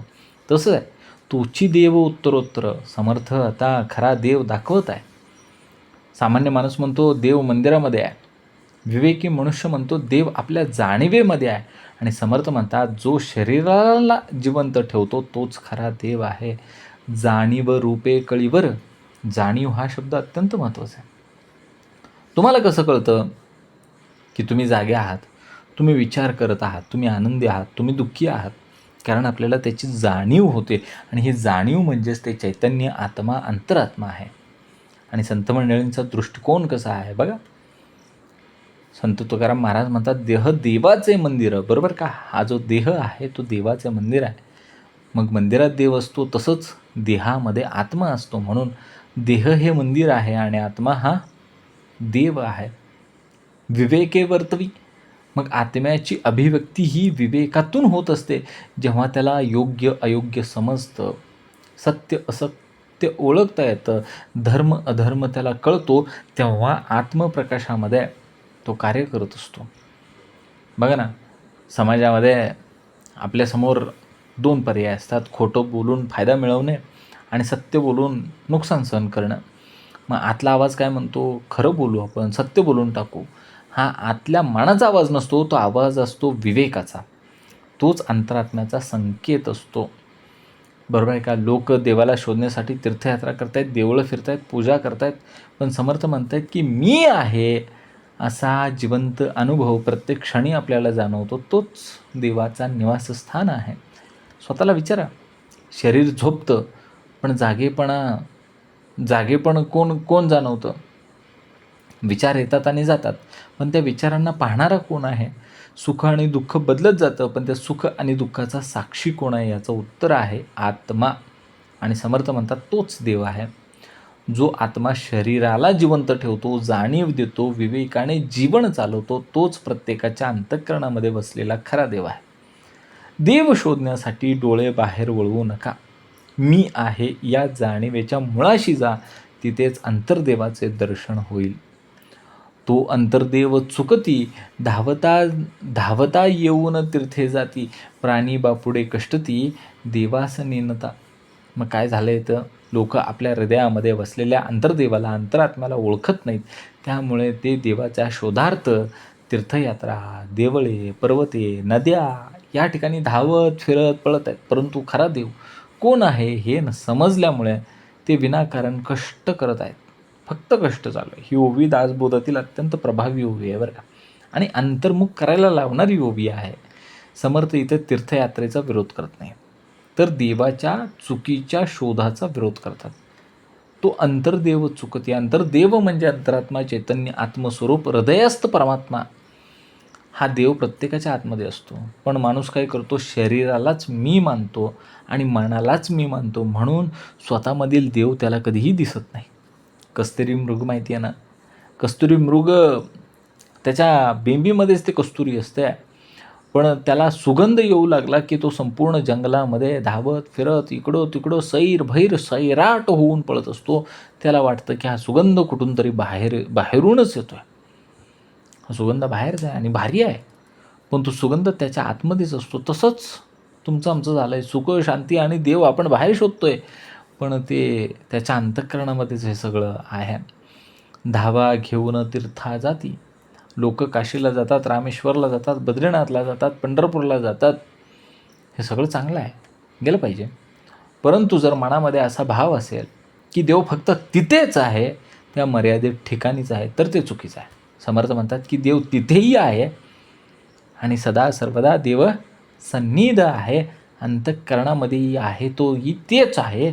आणि त्या तीर्थक्षेत्रीसुद्धा जो आहे, पंढरपूरमध्ये आहे, काशीला आहे, बद्रीनाथला, रामेश्वरला जो आहे, पुरीमध्ये ओरिसामध्ये जो आहे, तोच तुमच्या आमच्या हृदयामध्ये सुद्धा स्थित आहे. बरोबर आहे का? समर्थ हाच वेदांताचा जो निष्कर्ष आहे ना, तो अगदी साध्या भाषेत सांगत आहेत. प्राणी बापुडे कष्टती. बापुडे म्हणजे कसे? बिचारे हो, बिचारे अज्ञानामुळे भटकलेले ते बापुडे. मग समर्थ म्हणतात की माणसं पैसा कमवण्यासाठी धावतात, सुखासाठी धावतात, देवासाठी धावतात, पण स्वतःच्या अंतरंगामध्ये कधीच डोकावत नाहीत. म्हणून त्यांच्या आयुष्यभर फक्त आणि फक्त धावपळ होते, कष्ट पडतात त्यांना. काही लोक दरवर्षी तीर्थयात्रा करतात, काही लोक दरवर्षी गुरु बदलतात, काही लोक दरवर्षी उपाय बदलतात, पण तरीही एवढं सगळं करून त्यांचा राग कमी होत नाही, लोभ कमी होत नाही, अहंकार कमी होत नाही, मीपणा ताठा कमी होत नाही. कारण बाहेरचा प्रवास झाला, पण आतला प्रवास झाला नाही. समर्थ इथं असं म्हणतात की तीर्थयात्रा करू नका असं म्हणतायत का? नाही. मंदिरात जाऊ नका म्हणत नाहीत का? जा. पण ते म्हणतात तीर्थयात्रा करा, देवदर्शन करा, पण त्याच्या माध्यमातून अंतर्देवाकडे या, अंतर्देवाकडे अंतर्मुख वळतं व्हा. जगातील सर्व तीर्थांचं अंतिम उद्दिष्ट ते काय? मनाला बाहेरून आतमध्ये वळवणे, हेच ते अंतिम उद्दिष्ट ना. जर तीर्थयात्रेनंतर जर आपला विवेक वाढला, भक्ती वाढली, आत्मविवेक सुरू झाला, तर ती तीर्थयात्रा सफल झाली असं म्हणता येईल. साधकासाठी आत्मपरीक्षण केलं पाहिजे. त्यांनी स्वतःला विचारलं पाहिजे, मी देव शोधतो आहे का, की देवाकडून फक्त काहीतरी मागण्यासाठी मी एवढं दूर जातो आहे? माझं उद्दिष्ट काय? मी मंदिरात जातो आहे, पण माझ्या अंतरात्म्याचा आवाज मी ऐकतो आहे का? जो देव आपल्या हृदयामध्येच आहे, त्याला विसरून बाहेर शोधत राहणे, हेच जीवाचे सर्वात मोठं दुर्दैव आहे बघा. अंतर्यामी वसलेल्या देवाला न ओळखता मनुष्य तीर्थयात्रा करतोय, बाह्य उपासनामध्ये धावत राहतोय. म्हणून बाह्य साधनेबरोबरच अंतर्मुख होऊन अंतर्देवाचा शोध घेणे अत्यंत आवश्यक आहे. तीर्थक्षेत्र देवाकडे नेतात, पण अंतःकरणामध्ये उतरल्यावरच देव आपल्याला सापडत असतो बरं का. मग विचारती अंतःकरणी, जेथे तेथे धोंडा पाणी. उगेची वणवण हिंडोनी काय होते? मग काय म्हणतात, जेव्हा मनुष्य अंतर्मुख होऊन विचार करू लागतो, तेव्हा त्याला कळतं की सर्व तीर्थक्षेत्रांमध्ये दगड म्हणजे मूर्ती आणि पाणी म्हणजे नदी, कुंड, तीर्थ एवढंच बाह्य स्वरूप होतं. जर अंतर्देवाचा शोध घेतला नाही, तर उगाच ठिकठिकाणी भटवून काय मिळणार? मागील ओवीमध्ये समर्थांनी काय सांगितलं की तो अंतर्देव चुकती, धावा घेऊन तीर्था जाती. आणि आता त्याच्या पुढची अवस्था दाखवली, जेव्हा साधक खरोखर विचार करायला सुरुवात करतो, तेव्हा त्याला मोठं एक सत्य त्याला समजू लागतं. मग विचारती अंतःकरणी, ही ओवी म्हणजे सर्वात महत्त्वाची आहे. समर्थ म्हणत नाही की दुसऱ्यांना विचारा, समर्थ म्हणतात की स्वतःच्या अंतःकरणाला विचारा, हे सगळं काय चाललं आहे. बरोबर आहे का? स्वतःच्या अंतःकरणाला विचारा, कारण सत्य बाहेर सापडत नाही, सत्य अनुभवातून सापडतं. मी इतकी तीर्थयात्रा केली, माझ्यात काय बदल झाला? माझा अहंकार कमी झाला का? माझा रागराग कमी झाला का? माझा क्रोध काम कमी झाला का? मी देवाच्या जवळ आलो का? हा विचार सुरू झाला की साधना परिपक्व होत जाते. जेथे तेथे धोंडा पाणी. समर्थ म्हणतात की तीर्थयात्रेचा अपमान करायचाच नाही समर्थांना. मुळात ते बाह्य स्वरूप दाखवत आहेत. काशीला जा, रामेश्वरला जा, पंढरपूरला जा, शेवटी काय दिसलं? मूर्ती आणि नदी आहे ना, पाणी दिसलं की नाही? तीर्थक्षेत्र आहेत ते. जर केवळ बाह्यदर्शन झाले आणि अंतर्मनच जर बदललेलं नाही आहे, तर उपयोग तो काय? दासबोधाचा सूक्ष्म संदेश असा आहे की तीर्थ वाईट नाहीत, पण तीर्थ हे साधन आहे, साध्य नाही. बघा ना, चारधामची यात्रा केली, पंढरपूरची वारी केली, काशीला गेला, पण घरी आल्यानंतर पूर्वीसारखाच वागतोय, रागराग करतोय, अहंकार करतोय, लोभ करतोय, आईवडिलांचा मत्सर करतोय. तर त्या तीर्थयात्रेचा, त्या पंढरपूरच्या वारीचा त्याच्यावरती काहीही परिणाम झालेला आहे, कारण त्याच्यावरती आत्मिक परिवर्तन हे झालेलं नाही. उगेची वणवण हिंडोनी आहे ना. आजच्या काळामध्ये असे अनेक प्रकार लागू होतात. वणवण हिंडत आहेत, गुरु बदलत आहेत, देव बदलत आहेत, मंत्र बदलत आहेत, पंथ बदलत आहेत, पण ते स्वतःचं मन बदलत नाहीत. म्हणून आयुष्यभर त्यांचा फक्त शोधच सुरू आहे. संतांनी बाह्य तीर्थापेक्षा अंतर्मनातील तीर्थावरती भर दिला आहे ना. संत तुकाराम महाराजांनी काय सांगितलं? तीर्थी धोंडा पाणी, देव रोकडा सज्जनी, है ना. संत तुकाराम महाराजांचं वाक्य आहे, तीर्थ धोंडा पाणी, देव रोकडा सज्जनी, म्हणजे खरा देव सज्जनाच्या अंतःकरणामध्ये आहे. आणि तीर्थक्षेत्र काय आहे? धोंडा पाणीचा. आणि समर्थ साधकाला सांगतात की तू किती फिरला ते महत्त्वाचं नाही, तुझ्या अंतःकरणात किती बदल झाले ते जास्त महत्त्वाचं आहे. प्रत्येक तीर्थयात्रेनंतर आपण स्वतःला विचारलं पाहिजे, माझा अहंकार कमी झाला का? माझी भक्ती वाढली का? माझा विवेक जागृत झाला का? आणि मला अंतर्देवाची जाणीव अधिक झाली का? आणि याचं उत्तर जर हो असेल तरच ती तीर्थयात्रा सफल झालेली आहे. अंतर्मुख विचाराशिवाय तीर्थयात्रा केवळ भटकंती ठरते. खरा लाभ अंतःकरणातील परिवर्तनातच आहे. बरोबर आहे का? फक्त तीर्थक्षेत्र फिरून देव मिळत नाही. अंतःकरणामध्ये विचार जागृत केल्याच्या नंतर आत्मपरिवर्तन झाले तरच तीर्थयात्रेचे खरे फळ आपल्याला प्राप्त झालं असं म्हणता येईल. पायांनी केलेली यात्रा मर्यादित असते हो, पण मनाने केलेली यात्रा ही अंतर्मुख करणारी यात्रा जी परमात्म्यापर्यंत आपल्याला पोहोचवत असते. ऐसा जासी विचार कळला, तेने सत्संग धरिला, सत्संगी देव सापडला बहुत जनासी. मग ज्याला असा विवेकयुक्त विचार समजायला लागला की देव बाहेर नसून अंतःकरणामध्ये आहे, त्याने तत्काळ सत्संगाचा आश्रय घेतला. बरं का, श्री समर्थ बैठकीचा आश्रय घेतला आणि त्या सत्संगाच्या प्रभावाने त्याला अनेक देवदेवतांची काय झाली? प्राप्ती झाली. मागील ओळीमध्ये समर्थांनी सांगितलं की उगीची वणवण हिंडोनी काय होते? केवळ तीर्थयात्रा, भटकंती, बाह्यकर्मकांड यांनी देव सापडत नाही. आता प्रश्न निर्माण झाला, मग देव सापडतो तो कसा? समर्थ म्हणले की ज्याने सत्संग धरिला, ऐसा जासी विचार कळला. सर्वप्रथम माणसाच्या मनामध्ये एक प्रश्न जागा झाला पाहिजे, मी कोण? देव कोण? जीवनाचा उद्देश काय? खरे सुख कोठे आहे? हा विचार म्हणजे आध्यात्मिक जागृतीची सुरुवात आहे. ज्याला हा विचार सुचतो त्याचे भाग्य जागृत होते असे समजावे. त्याने सत्संग धरिला. सत्संग म्हणजे श्री समर्थ बैठक. सत्य है ना.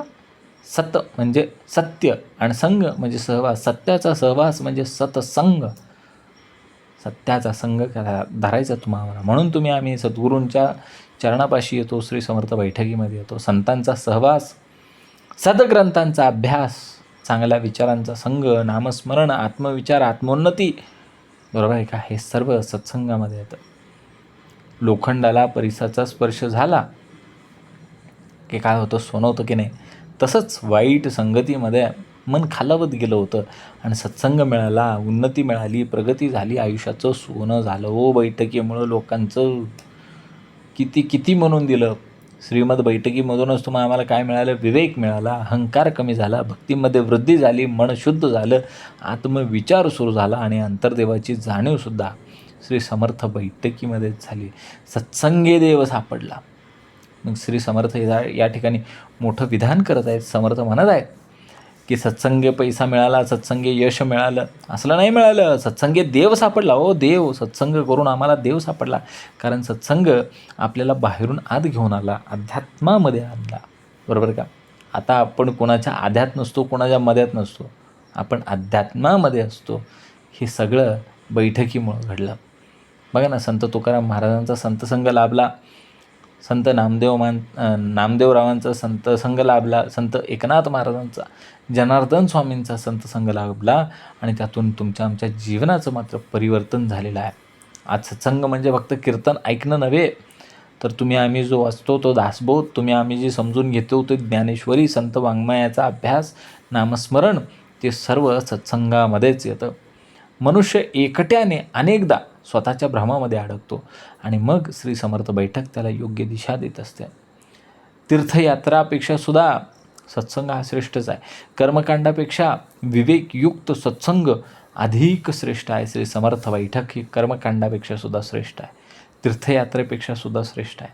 बघा ना, साधकासाठी आत्मपरीक्षण कसं केलं पाहिजे, आपण स्वतःला विचारलं पाहिजे, माझी संगत योग्य व्यक्तीशी आहे का, मी कोणाचा विचार ऐकतोय हे आपण विचारलं पाहिजे. सद्गुरूंचा ऐकतोय का द्वैतातला ऐकतोय, मी लोकमतातला ऐकतोय का श्रीमतातला ऐकतोय, मी दिवसातून किती वेळा सत्संग करतो उत्तम माणसांच्या संगतीमध्ये, माझ्या जीवनामध्ये संत विचार किती रुजलेले आहेत.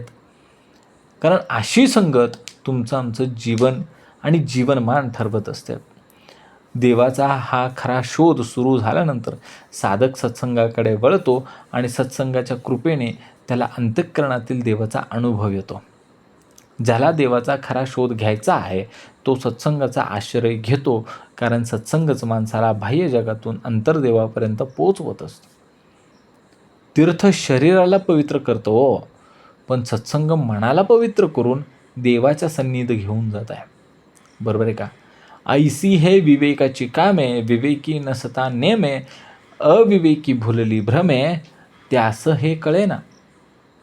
समर्थ सांगतायत की अंतर्देवाचा शोध, आत्मविचार, सत्य असत्याचा निवाडा, परमात्म्याची ओळख सर्व विवेकीची कामे आहेत. विवेकी लोक हे निश्चितपणे समजून घेतात, पण अविवेकी आहेत ते भ्रमामध्ये अडकलेले असल्यामुळे त्यांना सत्य काही समजत नाही. या ओवीतून समर्थ आपल्याला संपूर्ण समासाचा सार सांगत आहे. आतापर्यंत समर्थाने दाखवून दिलं की देव एकच आहे, तो अंतरात्माच आहे. बाह्य भटकंतीने देव मिळत नाही. संत संघाने, सत्संगाने त्याचा बोध मात्र जरूर होतो. आणि हे समजण्यासाठी सगळ्यात महत्त्वाचं आहे विवेक. ऐसी हे विवेकाची कामे. विवेक म्हणजे सत्य आणि असत्य यातला फरक समजून घेणे, नित्य अनित्य याचा निर्णय करणे, साधना आणि साध्य यांचा भेद समजून घेणे, यासाठी पाहिजे विवेक. विवेकी साधक समजतो की मूर्ती हे साधन आहे, अंतर्देव हे साध्य आहे. विवेकाची कामं कोणती? देह आणि आत्मा यातला भेद समजून घेणे. देह नाशवंत आहे, आत्मा शाश्वत आहे. सुख आणि आनंद यातला फरक समजून घेणं. सुख हे इंद्रिय सुख हे तात्पुरतं असतं, आत्मानंद मात्र शाश्वत असतो. देव आणि देवाचे रूप यातला भेद समजून घेणे. देवांचं रूपं बदलत गेली पण देवत्व कधीही बदललं नाही. बाह्य आणि आंतरिक समाधान यातला फरक ओळखणे. बाह्य साधना मन शुद्ध करते आणि आत्मविचार देवाचा बोध करून देतो. विवेकी जाणतील नेमे. नेमे म्हणजे निश्चितपणे, नेमस्तपणे. विवेकी मनुष्य हा अंधानुकरण करत नाही, तो प्रश्न विचारतो, तो सत्य शोधतो आणि अनुभव घेण्याचा प्रयत्न करतो. तो विवेकी मनुष्य. म्हणून त्याला सत्य हळूहळू समजू लागतं. आणि अविवेके भुलले भ्रमे. अविवेकी मनुष्य हा भुललेलाच असतो, कारण तो बाह्य रूपामध्ये अडकलेला असतो. तो ऐकीव गोष्टींवरती विश्वास ठेवतो, तो कधीच प्रश्न विचारत नाही. त्यामुळे तो भ्रमिष्ठ होतो आणि भ्रमामध्येच भुलून जातो. या दोघांमध्ये फरक आहे. अविवेकी मूर्ती पाहतो आणि तिथेच थांबतो, आणि विवेकी मूर्तीपासून देवत्वाकडे जातो. तो मूर्तीचा तंत पकडतो आणि तो सगुणातून निर्गुणाकडे जातो, नेणिवेतून जाणीवेकडे जातो. तो विवेकी असतो. अविवेकी तीर्थयात्राच करत बसतो आणि विवेकी तीर्थयात्रेमधून अंतर्मुख होतो.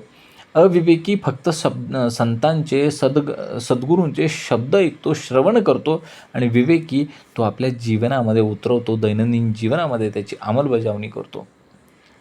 दोन व्यक्ती एकाच प्रवचनाला जातात, श्री समर्थ बैठकीला येतात, निरूपणाला येतात. पहिला म्हणतो आज छान बोललेत बरं का, छान निरूपण झालं, आणि तो विसरून जातो. आणि दुसरा म्हणतो हे जे काही श्रवण झालं हे माझ्या अंतरी कसं लागू पडेल. हा दुसरा मनुष्य विवेकी आहे बा. अध्यात्मामध्ये पैसा उपयोगी नाही, पदप्रतिष्ठा सन्मान उपयोगी नाही, प्रसिद्धी उपयोगाची नाही. विवेकच साधकाला सत्यापर्यंत पोचवत असतो. बरोबर आहे का? साधकासाठी आत्मपरीक्षण करण्यासाठी काही प्रश्न आहेत. त्याने स्वतःला विचारलं पाहिजे, मी श्रद्धाळू आहे की विवेकी आहे? मी ऐकतो आणि जे ऐकतो ते तपासतो का? मी बाह्यरूपामध्ये तर अडकलो नाही ना. मला नित्य आणि अनित्य यातला भेद कळतो का? देवप्राप्ती, आत्मज्ञान आणि सत्याचा बोध हे विवेकाने शक्य आहे. भ्रमात अडकलेल्या अविवेकी व्यक्तीला हे सत्य कधीच समजत नाही. अंतर्देवाचा शोध, आत्मज्ञान आणि परमसत्याची ओळख ही विवेकाची फळं आहेत. म्हणून विवेक जागृत झाल्याशिवाय अध्यात्माचा खरा अर्थ समजत नाही. श्रद्धा मार्ग दाखवते, पण विवेक सत्यापर्यंत पोचवतो बरं का. अंतर्वेदी अंतर जाणे, बाहेर मुद्रा काहीच नेणे, म्हणून विवेकी शहाणे अंतर शोधिती. अंतर्वेदी म्हणजे कसा, जो खरा ज्ञानी असतो तो अंतःकरणातील सत्य जाणतो बरं का. तो बाह्य दिखावा, बाह्य वेशभूषा, बाह्य मुद्रा आणि आडंबर यांना महत्त्व देत नाही. म्हणून विवेकी आणि शहाणे लोक बाहेर न शोधता आपल्या काय करतात, अंतरंगामध्ये सत्याचा कायम शोध घेत असतात. ही ओवी दासबोधामधील अत्यंत गहन ओवींपैकी एक ओवी आहे. समर्थ इथे बाह्य धर्म, आंतरिक धर्म यातला फरक स्पष्ट करतात. अंतर्वेदी, अंतर जाणे. अंतर्वेदी म्हणजे जो आतपर्यंत भेदून पाहतो, आतमध्ये वेध घेतो, ज्याची दृष्टी फक्त बाह्य रूपावर नसते. तो पाहतो की माझ्या मनात काय चाललं आहे, माझ्या अहंकाराचे स्वरूप काय आहे, माझी खरी ओळख ती काय. सोनार जेव्हा सोनं तपासतो तेव्हा तो फक्त बाह्य चमक पाहून थांबत नाही, तो आतमध्ये जाऊन त्याची शुद्धता तपासतो की नाही. तसंच अंतर्वेदी साधक जो असतो तो करतो. आणि बाहेर मुद्री काहीच नाही. मुद्रा म्हणजे बाहेरचा वेश, पोशाख, धार्मिक चिन्हे, दिखाऊ भक्ती.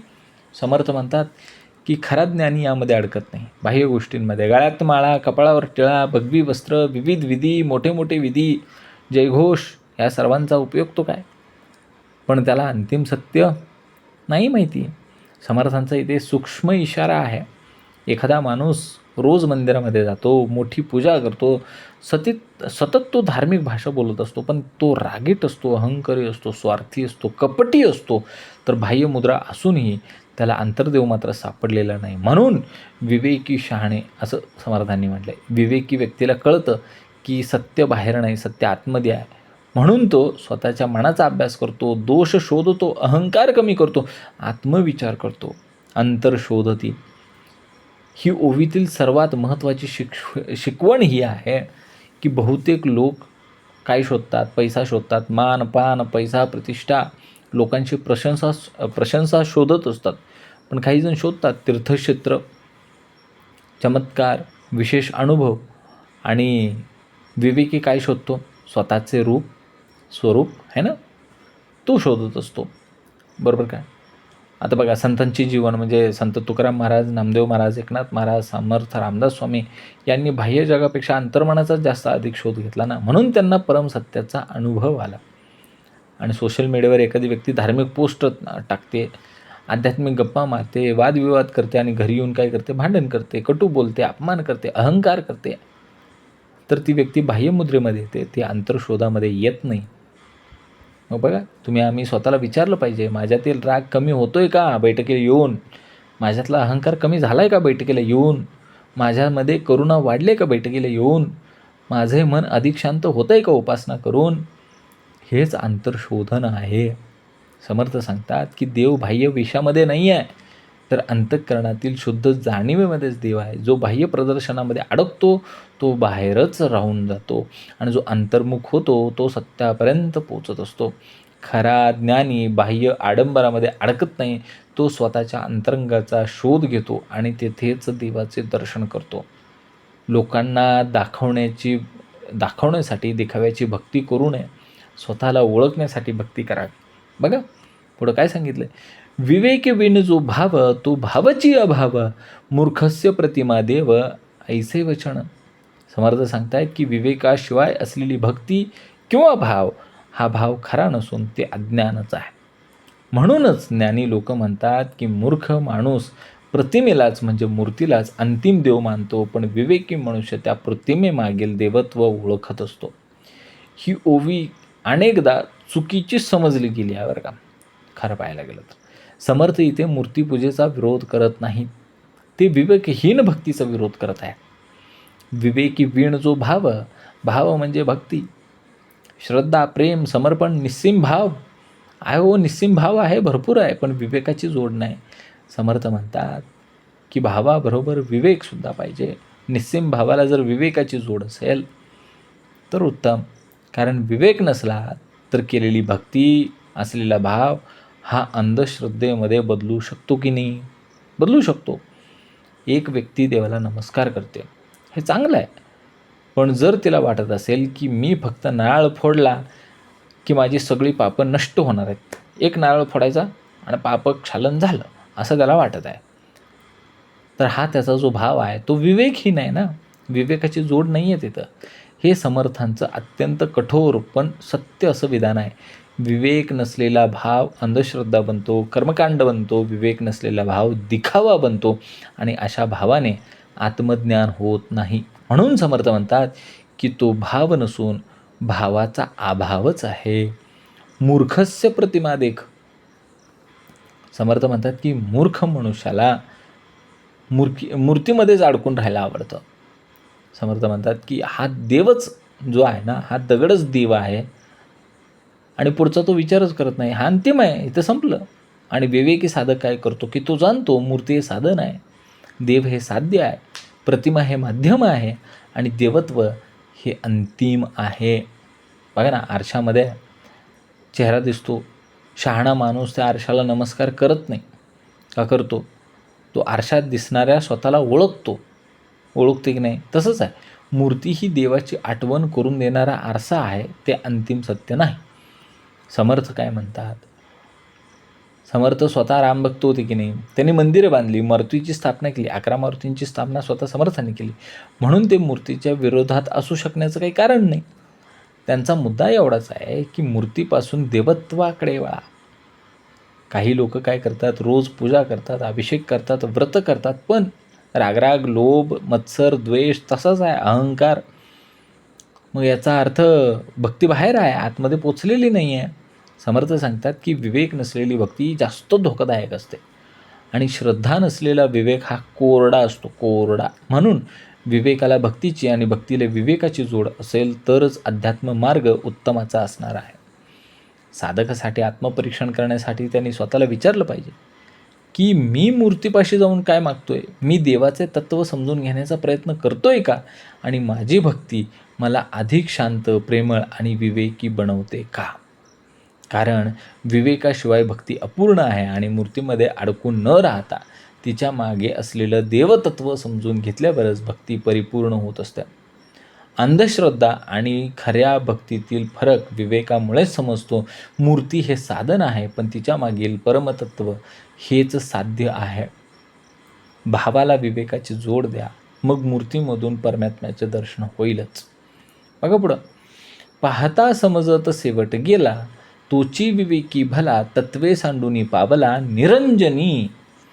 जो आयुष्यभर, जीवनभर पाहत अनुभव घेत समजून घेत शेवटी सत्यापर्यंत पोचतो, तोच खरा विवेकी. पंचमहाभूत, देह, मन, आत्मा, अहंकार इत्यादी सर्व तत्वांच्या पलीकडे जाऊन जो निरंजन म्हणजे निर्गुण, निर्विकार, परब्रह्म अशा तत्वाला प्राप्त करून घेतो. ही ओवी संपूर्ण समासातील अत्यंत उंचीची अशी ओवी आहे. उंच आहे बरं का, ओवी खूप उंच आहे. समर्थ सांगतात की फक्त ऐकून, वाचून, बोलून आत्मज्ञान होतच नाही, तर पाहून, अनुभवून, श्रवण करून, विचार करून, समजून सत्यापर्यंत पोचावं लागतं. पाहतच समजत. पाहत समजत. समर्थ इथं 2 शब्द वापरतात. पाहत म्हणजे जगाकडे पाहत, स्वतःच्या मनाकडे पाहत, सुखदुःखाकडे पाहत, जन्ममृत्यूकडे पाहत. आणि समजत म्हणजे अनुभवातून बोध घेत. म्हणजे अनेक लोक पाहतात पण समजून घेत नाहीत. म्हणून समर्थांना तेही अभिप्रेत करावं लागतं. 2 लोके गेलीत. कुठं? स्मशानभूमीमध्ये. एक जण येतो, परत येतो आणि विसरून जातो. दुसरा विचार करतो की मलाही या ठिकाणी एक दिवस यायचा बरं का. त्याच्या मनामध्ये वैराग्य निर्माण झालं की नाही? हा पाहत आणि समजत मधला असलेला फरक आहे. शेवटा गेला. शेवटा म्हणजे अंतिम निष्कर्षापर्यंत पोचला. साधकाचा प्रवास हा मूर्तीपासून सुरू झालेला होता. तो भक्तीकडे गेला, विवेकाकडे गेला आणि तिथून आत्मज्ञानाकडे गेला आणि शेवटी तो परब्रह्मामध्ये स्थिरसुद्धा झाला. तोची विवेकी भला. आणि खरा विवेकी कोण? जो फक्त वाद घालत नाही, फक्त पाठांतर करत नाही, फक्त कर्मकांड करत नाही, तर जीवनातील प्रत्येक अनुभवातून सत्याचा शोध घेतो, तो विवेकी. तत्त्वे सांडून, इथं तत्त्वे म्हणजे पृथ्वी, आप, तेज, वायू, आकाश, तसेच देह, मन, बुद्धी, अहंकार, हे सुद्धा साधकाला शेवटी कळतात की मी शरीर नाही, मी मन नाही, मी बुद्धी नाही, मी विचार नाही. मग तो या सर्व उपाधींपासून अलिप्त होतो. बघा ना, कांदा असतो ना आपल्या घरी, कांद्याचं एक एक आवरण काढत गेल्यानंतर शेवटी काहीच उरत नाही. तसंच आहे देह, मन, बुद्धी, अहंकार याची ओळख सोडत गेल्यानंतर शुद्ध चैतन्य उरतं की नाही. पावला निरंजनी. निरंजन म्हणजे काय? निर्गुण, निराकार असे जे तत्व आहे, निर्विकार, मायारहित असं परब्रह्म आहे. जेव्हा साधक देहबुद्धी सोडतो, अहंकार सोडतो, भेदबुद्धी सोडतो ना, तेव्हाच तो निरंजन परब्रह्माला प्राप्त होतो. या ओवीचा अर्थ फक्त संन्याशांसाठी नाही आहे, सामान्य माणसासाठी सुद्धा आहे. प्रत्येक अनुभवातून शिकावे, अहंकार कमी करावा आणि स्वतःच्या दोषाकडे पाहावं, सत्याचा शोध अखंड घेत राहावा आणि पाहत समजत राहावं. समर्थ सांगतात की जीवन हीच सर्वात मोठी गुरुकिल्ली आहे. जो प्रत्येक अनुभवातून विवेक मिळवतो तो शेवटी परमसत्यापर्यंत पोचतो. खरे की नाही? जगाचा आणि स्वतःचा अनुभव विवेकाने समजून घेत देह मनाच्या मर्यादा ओलांडून जो परब्रह्माला प्राप्त करतो तोच खरा विवेकी आहे. अनुभव, विचार आणि विवेक यांच्या साह्याने देह अहंकाराच्या पलीकडे जाऊन जो निरंजन परब्रह्माचा अनुभव घेतो तोच खरा ज्ञानी आणि विवेकी पुरुष होय. फक्त जग पाहू नका, तर जगातून सत्य समजून घ्या. तेच तुम्हाला देहापासून देवापर्यंत घेऊन जाईल. अरे जे आकारासी येते ते अवघेची नसून जाते, मग गलबल्या वेगळे ते परब्रह्म जाणावे. मग समर्थ सांगतात की अरे जे काही आकाराला आलं, जे काही रूप धारण केली, ते सगळं एक ना एक दिवस नष्टच होणार आहे. जे जे रचले ते खचले, ज्याला ज्याला आकार आहे ते नश्वरच आहे. म्हणून या सर्व नाशिवंत आणि गोंधळाच्या जगापासून वेगळे असलेले, त्याच्या पल्याड असलेले शाश्वत जे आहे तेच परब्रह्म समज. ही ओवी दासबोधातील नित्य अनित्याच्या विवेकाचा सार सांगणारी ओवी आहे. समर्थ एका वाक्यात वेदांत सांगतात, जे आकाराला ते नष्ट होणार. आकार म्हणजे कसं? हे शरीर, हे घर, हा पैसा, हे पद, हे प्रतिष्ठा, हे नातं, हे पर्वत, हे पृथ्वी, हे सूर्य, हे चंद्र, जे जे निर्माण झाले, जे जे आकारामध्ये आले, ज्यांचा ज्यांचा जन्म झाला, ज्यांना देह मिळाला त्या देहाला आकार आला, ज्यांनी घरं बांधली त्या घराला आकार आला, ज्यांनी झाडं लावली ती उगवली त्या झाडाला आकार आला, ते अवघेची नसून जाते. हा निसर्गाचा अट्टळ नियम आहे. जे जन्मले ते मरणार, जे म्हणलंय ते तुटणार, जे रचलंय ते खचणार आणि जे मिळालंय ते सुटणार. बरं का? लहानपणीचे शरीर लहान राहिलं का? नाही राहिलं. तरुणपणीचं सामर्थ्य वृद्धपणी राहिलं का? नाही राहिलं. आजचा जो विचार आहे तो दुसऱ्या दिवशी राहिला का? नाही राहिला. आज घेतलेला श्वास उद्या घेणार आहे का? नाही घेणार. आज पिलेलं पाणी उद्या पिणार आहे का? नाही पिणार. हे सर्व बदलतं. वाळूचा किल्ला केला आहे का कधी? समुद्र किनाऱ्यावरती फिरायला गेल्याच्यानंतर लहान मुलं काय करतात? वाळूचा किल्ला बनवतात. काही वेळाने लाट येते आणि तो किल्ला वाहून जातो. तसंच ती संपत्ती, प्रसिद्धी, पद, पैसा, प्रतिष्ठा, ते सौंदर्य हे सगळं काळाच्या लाटेत वाहून जाणार. मग गलबल्या वेगळे ते. गलबला म्हणजे गोंधळ, बदल, गुंतागुंत, उत्पत्ती विनाशाचा खेळ, संसाराचा पसारा. समर्थ म्हणतात या सर्व गोंधळापासून जे वेगळं आहे ते शोधा. मग काय वेगळं आहे? शरीर बदलतं, मन बदलतं, विचार बदलतात, पण मी आहे ही जाणीव अखंड कायम असते. परब्रह्म जाणावे. परब्रह्म म्हणजे ज्याला जन्म नाही, मृत्यू नाही, आकार नाही, विकार नाही, ते परब्रह्म. ब्रह्म सत्यम जगन मिथ्या. सांगितलं की नाही? जग खोटं पण ते बदलणार आहे. मग सत्य कधीच बदलत नाही आणि जे बदलतं ते सगळं मिथ्या आहे, खोटं आहे. आज माणूस काय करतोय? नोकरीत स्वतःला शोधतो, पैशामध्ये स्वतःला शोधतो, नात्यांमध्ये स्वतःला शोधतो, पण हे सगळं बदलणार आहे आणि कायमचं समाधान काय त्याला मिळत नाही. जर सर्व काही नाशवंतच आहे तर मग शाश्वत काय? परब्रह्म, आत्मस्वरूप, शुद्ध चैतन्य हे सगळं शाश्वत आहे. साधकाने स्वतःला विचारलं पाहिजे, मी ज्या गोष्टीसाठी एवढी धडपड करतोय ती गोष्ट शाश्वत आहे की नश्वर आहे? माझं हे शरीर शाश्वत आहे की नश्वर आहे? माझं हे पद शाश्वत आहे की नश्वर आहे? आणि या सगळ्या प्रश्नांचं उत्तर जर नाही असेल तर मग खरं शाश्वत काय? हा प्रश्न आत्मज्ञानाची सुरुवात करून देणारा प्रश्न आहे. जे जे निर्माण झाले ते ते नष्ट होणार, आणि म्हणून नाशवंत गोष्टीमध्ये तुम्ही आम्ही अडकू नये, तर शाश्वत परब्रह्माचा शोध घ्यावा. एका व्यक्तीने आयुष्यभर पैसा कमवला, घर बांधलं, प्रतिष्ठा मिळवली, वेगवेगळी पदं मिळवली, पण वृद्धापकाळात त्याला जाणवलं की अरे हे सगळं इथंच सोडायचं आणि गपचीप निघून जायचं. त्या क्षणी याला ओवीचा अर्थ समजला. जगातील प्रत्येक गोष्ट, आकाराला येणारी प्रत्येक वस्तू, प्रत्येक देह हे नाशवंतच आहेत. हे सर्व बदलणाऱ्या जगाच्या पलीकडे जे शाश्वत, निर्विकार, अविनाशी आहे तेच परब्रह्म आहे. जे बदलते त्यामध्ये आसक्ती तुम्ही आम्ही ठेवूच नये, आणि जे बदलत नाही त्याचा मात्र अखंड शोध घेत राहावा. चंचळ देव निश्चळ ब्रह्म, परब्रह्मी नाही भ्रम, प्रत्ययाचे निर्भ्रम होई जेते. समर्थ सांगतात की देवाची जी सगुण साकार कार्य करणारी रूपं आहेत ती चंचळ क्रियाशील आहेत, परंतु ब्रह्म मुळात निश्चळ, निर्विकार आणि शाश्वत आहे. परब्रह्मामध्ये कोणताही भ्रम किंवा द्वैत नसतं.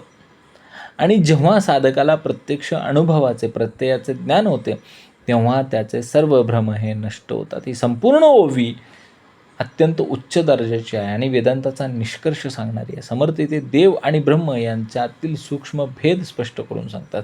चंचळ देव म्हणजे कसा? सगुण ईश्वर, सृष्टीचा करता, पालन करता, संहार करता हा देव. हा देव निर्माण होतो, पालन करतो, संहार करतो. आणि सृष्टीचे काय आहे? सृष्टीच्या व्यवहाराच्या दृष्टीने तो चंचल आहे. आणि आपण म्हणतो देवाने पाऊस दिला, देवानं थंडी दिली, देवानं ऊन पाडलं, देवानं संकटातनं वाचवलं, देवानं कृपा केली, देवानं काय काय अजून बरंच काय केलं, ही सगळी क्रिया. आणि मग आपल्याला कळालं की देव चंचल आहे म्हणूनच हे सगळं होतंय. पाऊस पडतोय, थंडी वाजते, ऊन पडतंय, गारा पडते त्या. निश्चळ ब्रह्म म्हणजे कसं? निर्गुण, निराकार, निर्विकार, अकर्ता. ह्याच्यामध्ये निर्माण नाही, नाश नाही, बदल नाही, काहीच नाही, फक्त तो आहे एवढंच. आकाश कसं आहे? स्थिर आहे. त्याला किती पण ढग येऊ द्या, किती पण पाऊस पडू द्या, किती बी विजा चमकू द्या, आकाशाला फरक पडत नाही, ती कुणालाच चिकटत नाही. सृष्टी बदलते, देवाची लीला चालते, पण निश्चळ ब्रह्म निवांत आहे. परब्रह्मी नाही भ्रम. मग भ्रम कुठे असतो? जिथे मी आणि तू, तुझं आणि माझं, सुख आणि दुःख, जन्म आणि मृत्यू असा भेद जिथं असतो ना, तिथं काय होतं आहे? भ्रम निर्माण होतो आहे. मग परब्रह्मामध्ये असलं काही नाही, द्वैत नाही, म्हणजे अद्वैत आहे, द्वैत नाही, दोन नाही आहेत. त्याच्यामुळं वाद व्हायचा प्रश्नच नाही, भेद नाही. दोन असतील तर भेद करणार ना, एक असल्यावर भेद कसा करणार? तिथं दुसरं काही नाहीच आहे, हाय ते एकच आहे. त्यामुळे तिथं भ्रम असू शकत नाही. बघा, दोरी आणि साप. काय केलं? अंगणात दोरी पडली, अंधार पडला होता, दोरी दिसली, वाटलं साप आहे, भ्रम निर्माण झाला. मग लाईट आली, मग भ्रम गेला, पण दोरी तशीच पडून राहिली. मग कळलं ना ती दोरी आहे, ती साप नव्हता. अज्ञानामुळे आम्हाला ते खरं वाटलं, आणि ज्ञान झाल्यानंतर परब्रह्माचं सत्य कळालं, पण त्यासाठी प्रकाश पाहिजे. समर्थ म्हणतात की वाचून नाही, ऐकून नाही, चर्चा करून नाही, तर प्रत्यय ज्ञानानेच भ्रम नाहीसा करता येतो. प्रत्यय ज्ञान म्हणजे कसं? स्वतःचा प्रत्यक्ष अनुभव. कोणी तुम्हाला सांगितलं साखर गोड असते, मध गोड असतो, गुळ गोड असतो, हे खूप ऐकलं, गोड असतो, गोड असतो. पण साखर तोंडात टाकलीच नाही, गुळ कधी चाखलाच नाही, मध कधी चाखलाच नाही, तर त्याचा गोडवा कसा करणार? हे प्रत्यय ज्ञान आहे. तसंच मी आत्मा आहे हे वाचणं वेगळं, आणि मी आत्मा आहे याचा प्रत्यक्ष अनुभव घेणं वेगळं. आणि जोपर्यंत आपण पुस्तकामध्ये ज्ञान आहे आणि तोंडामध्ये ज्ञान आहे तोपर्यंत भ्रम राहू शकतो. पण जेव्हा आपण ध्यानामध्ये, नामस्मरणामध्ये, आत्मविचारांमध्ये स्वस्वरूपाची प्रचिती घेतो तेव्हा भ्रम कायमचा नष्ट होतो, नाहीसा होतो. बघा ना, अनेकांना माहिती असतं की संसार हा नाशवंत आहे, पण एखादी वस्तू हरवली की त्यांना दुःख होतं, कारण त्यांचं ज्ञान संसार नासका हे फक्त ऐक्यू असतं. आणि मग त्यांना ते दुःख काय झालं? कारण त्यांना प्रत्यय झालेला नाही आहे. ज्ञान जेव्हा अनुभवामध्ये उतरतो तेव्हाच आसक्ती कमी होते. समर्थ सांगतात की सगुण देवापासून निर्गुण परब्रह्माकडे जा, श्रद्धेपासून विवेकाकडे जा आणि ऐक्य ज्ञानापासून प्रत्यय ज्ञानाकडे जा. कारण प्रत्यय ज्ञानाशिवाय भ्रम कधीच संपणार नाही. देवाची सगुण रूपे व्यवहारात कार्य करत असतात, पण परब्रह्म निश्चळ आणि निर्विकार असतं. जेव्हा साधकाला त्या परब्रह्माचा प्रत्यक्ष अनुभव येतो तेव्हा त्याचे सर्व भ्रम आणि अज्ञान नाहीसे होतात. सगुण देव क्रियाशील परंतु निर्गुण ब्रह्म नित्य आणि निश्चळ याचा प्रत्यक्ष अनुभव प्रत्ययज्ञान झाल्यानंतर साधक सर्व भ्रमापासून मुक्त होतो. ऐकलेल्या ज्ञानावरती थांबू नये, अनुभवाच्या ज्ञानापर्यंत पोचावं आणि भ्रमाचा अंत करावा. प्रचितीविन जे जे केले ते ते अवघे व्यर्थ गेले, प्राणी कष्टोनीच मेले, कर्म कचाटे. आत्मज्ञानाची, प्रचितीचे, प्रत्यक्ष अनुभूतीची काहीच कुठं काय मेळ लागला नाही, प्रचिती आलीच नाही त्याला. तर सर्व साधना, कर्मकांड, उपासना आणि प्रयत्न सगळे व्यर्थ झाले. अशा माणसाचे आयुष्य केवळ कर्माच्या ओझ्यात आणि कष्टातच निघून जाते. बरोबर आहे का? ही ओवी अध्यात्मातील अत्यंत महत्त्वाचा सिद्धांत सांगते. समर्थ इथे कर्माचा विरोध करत नाही, तर प्रचितीविन केलेल्या कर्माचा विरोध करतात. बघा, प्रचितीविन जे केले, प्रचिती म्हणजे प्रत्यक्ष अनुभव, आत्मबोध, अंतःकरणातील खात्री, सत्याची अनुभूती. बघा आता उदाहरण, अग्नी गरम आहे ना, पोळतंय, चटका बसतोय, ऐकलेलं ज्ञान आहे, पण कधी अजूनपर्यंत तर चटका बसलेला नव्हता, ही प्रचिती आहे. मग जेव्हा त्यानं हात लावला, नेबार चटका बसला, मग त्याला कळलं की यायला गरम आहे, भाजतंय, पोळतंय. तसंच आहे, देव आहे हे ऐकलेलं ज्ञान आहे, पण देवाचं अस्तित्व अंतःकरणामध्ये अनुभवणे ही प्रचिती आहे. ते अवघेच व्यर्थ गेले. समर्थ इथे जे वचन वापरत आहे ते अत्यंत कठोर वाटू शकतं, पण त्याचा अर्थ समजून घ्यावा लागेल. काय व्यर्थ गेलो? केवळ यांत्रिक पूजा, समज नसलेला जप, दिकाऊ धर्म आणि अंधानुकरण काय व्यर्थ जात नाही. श्रद्धेने केलेली उपासना कधीही व्यर्थ जात नाही. आत्मविचार, आत्मोन्नतीचा विचार कधीही व्यर्थ जात नाही. नामस्मरण कधी व्यर्थ जात नाही. सत्संग कधीही व्यर्थ जात नाही. कारण हे सगळं मला प्रचितीकडे नेत असतं. विद्यार्थी रोज शाळेमध्ये जातो पण काहीच शिकत नाही, नुसता बैठकीला येतो पण काहीच शिकत नाही, नापास झाला तो. मग इतकी वर्ष बैठकीला येण्याचा उपयोग काय? इतकी वर्ष शाळेत जाण्याचा उपयोग काय? नापास झाला आहे गडी. आयुष्यभर पूजा केली पण अहंकार तसाच राहिला. आयुष्यभर बैठकीला आला पण अहंकार तसाच राहिला, लोभ तसाच राहिला, राग तसाच राहिला. तर मग बैठकीचा हेतू साध्य झाला का? नाही झाला. प्राणी कष्टोची मेले. मग अनेक वर्ष अनेक लोक आली, उपास केले, तपास केले, तीर्थयात्रा केले, व्रत केलं, पण ते स्वतःला कधीच विचारत नाहीत, हे सगळं मी का करतोय आणि यातून माझ्यामध्ये काय तो बदल होणार आहे. आणि मग हे विचारलंच नाही तर आयुष्यभर फक्त कष्टच आहेत. आयुष्यभर ते सगळं करूनसुद्धा ते बहिर्मुख आहेत. अंतर्मुखता कशी येणार? बैठकीला आला, श्रवण केली, उपासना केला, पण कधी विचारलं नाही मी हे श्रवण का करतोय, मी उपासना का करतोय, आणि या श्रवणातून, उपासनेतून माझ्यामध्ये काय बदल होणार आहे. आणि हा जर प्रश्नच विचारला नाही तर आयुष्यभर फक्त कष्टच होतील आणि आपण आतमध्ये कधी वळतो होणार नाही, राहणार ते बहिर्मुखच. कर्म कचाटे हा अत्यंत सुंदर शब्द आहे. कचाटा म्हणजे पिळवणूक, गुंतागुंत, जखडण. आणि कर्म कचाटा म्हणजे कर्माच्या पिळवणुकीमध्ये, कर्माच्या गुंतागुंतीमध्ये, कर्माच्या जंजाळामध्ये अडकून पडला. एखादा व्यक्ती म्हणतो की हे व्रत करा, ते व्रत करा, हा उपाय करा, तो विधी करा, आणि आयुष्यभर आम्ही बाहेरचीच कर्म करत राहिलो, पण देव, आत्मा, स्वरूप याचा विचारच आम्ही केला नाही. हेच ते कर्म कचाट्यात अडकणे. बरोबर का? समर्थ म्हणतात कर्म करा, आपण कर्मातून ज्ञान मिळवा, उपासना करा आणि उपासनेतून देवाचा अनुभव घ्या. उपासनेच्या शेवटी देवा भक्ता अखंड भेटी. नामस्मरण करा, आपण नामातून नामीपर्यंत पोचा. बरोबर का? काही लोक हजारो वेळा जप तप करतात, पारायणं करतात, पण तरीही त्यांची चिडचिड, अहंकार कमी होत नाही, स्वभावामध्ये काही बदल होत नाही, मन शांत होत नाही, चित्त शांत होत नाही, कारण त्यांची साधना झाली, पण प्रचिती काय आलेली आहे नाही. बघा, साधकाने स्वतःला विचारलं पाहिजे, माझ्या साधनेमुळे माझ्यात काय बदल झाला, माझा अहंकार कमी झाला का, माझी करुणा वाढली का, माझं प्रेम वाढलं का, माझी आत्मशांतता वाढली का. आणि याचं जर उत्तर हो असेल तर साधना प्रचितीकडे चालली आहे.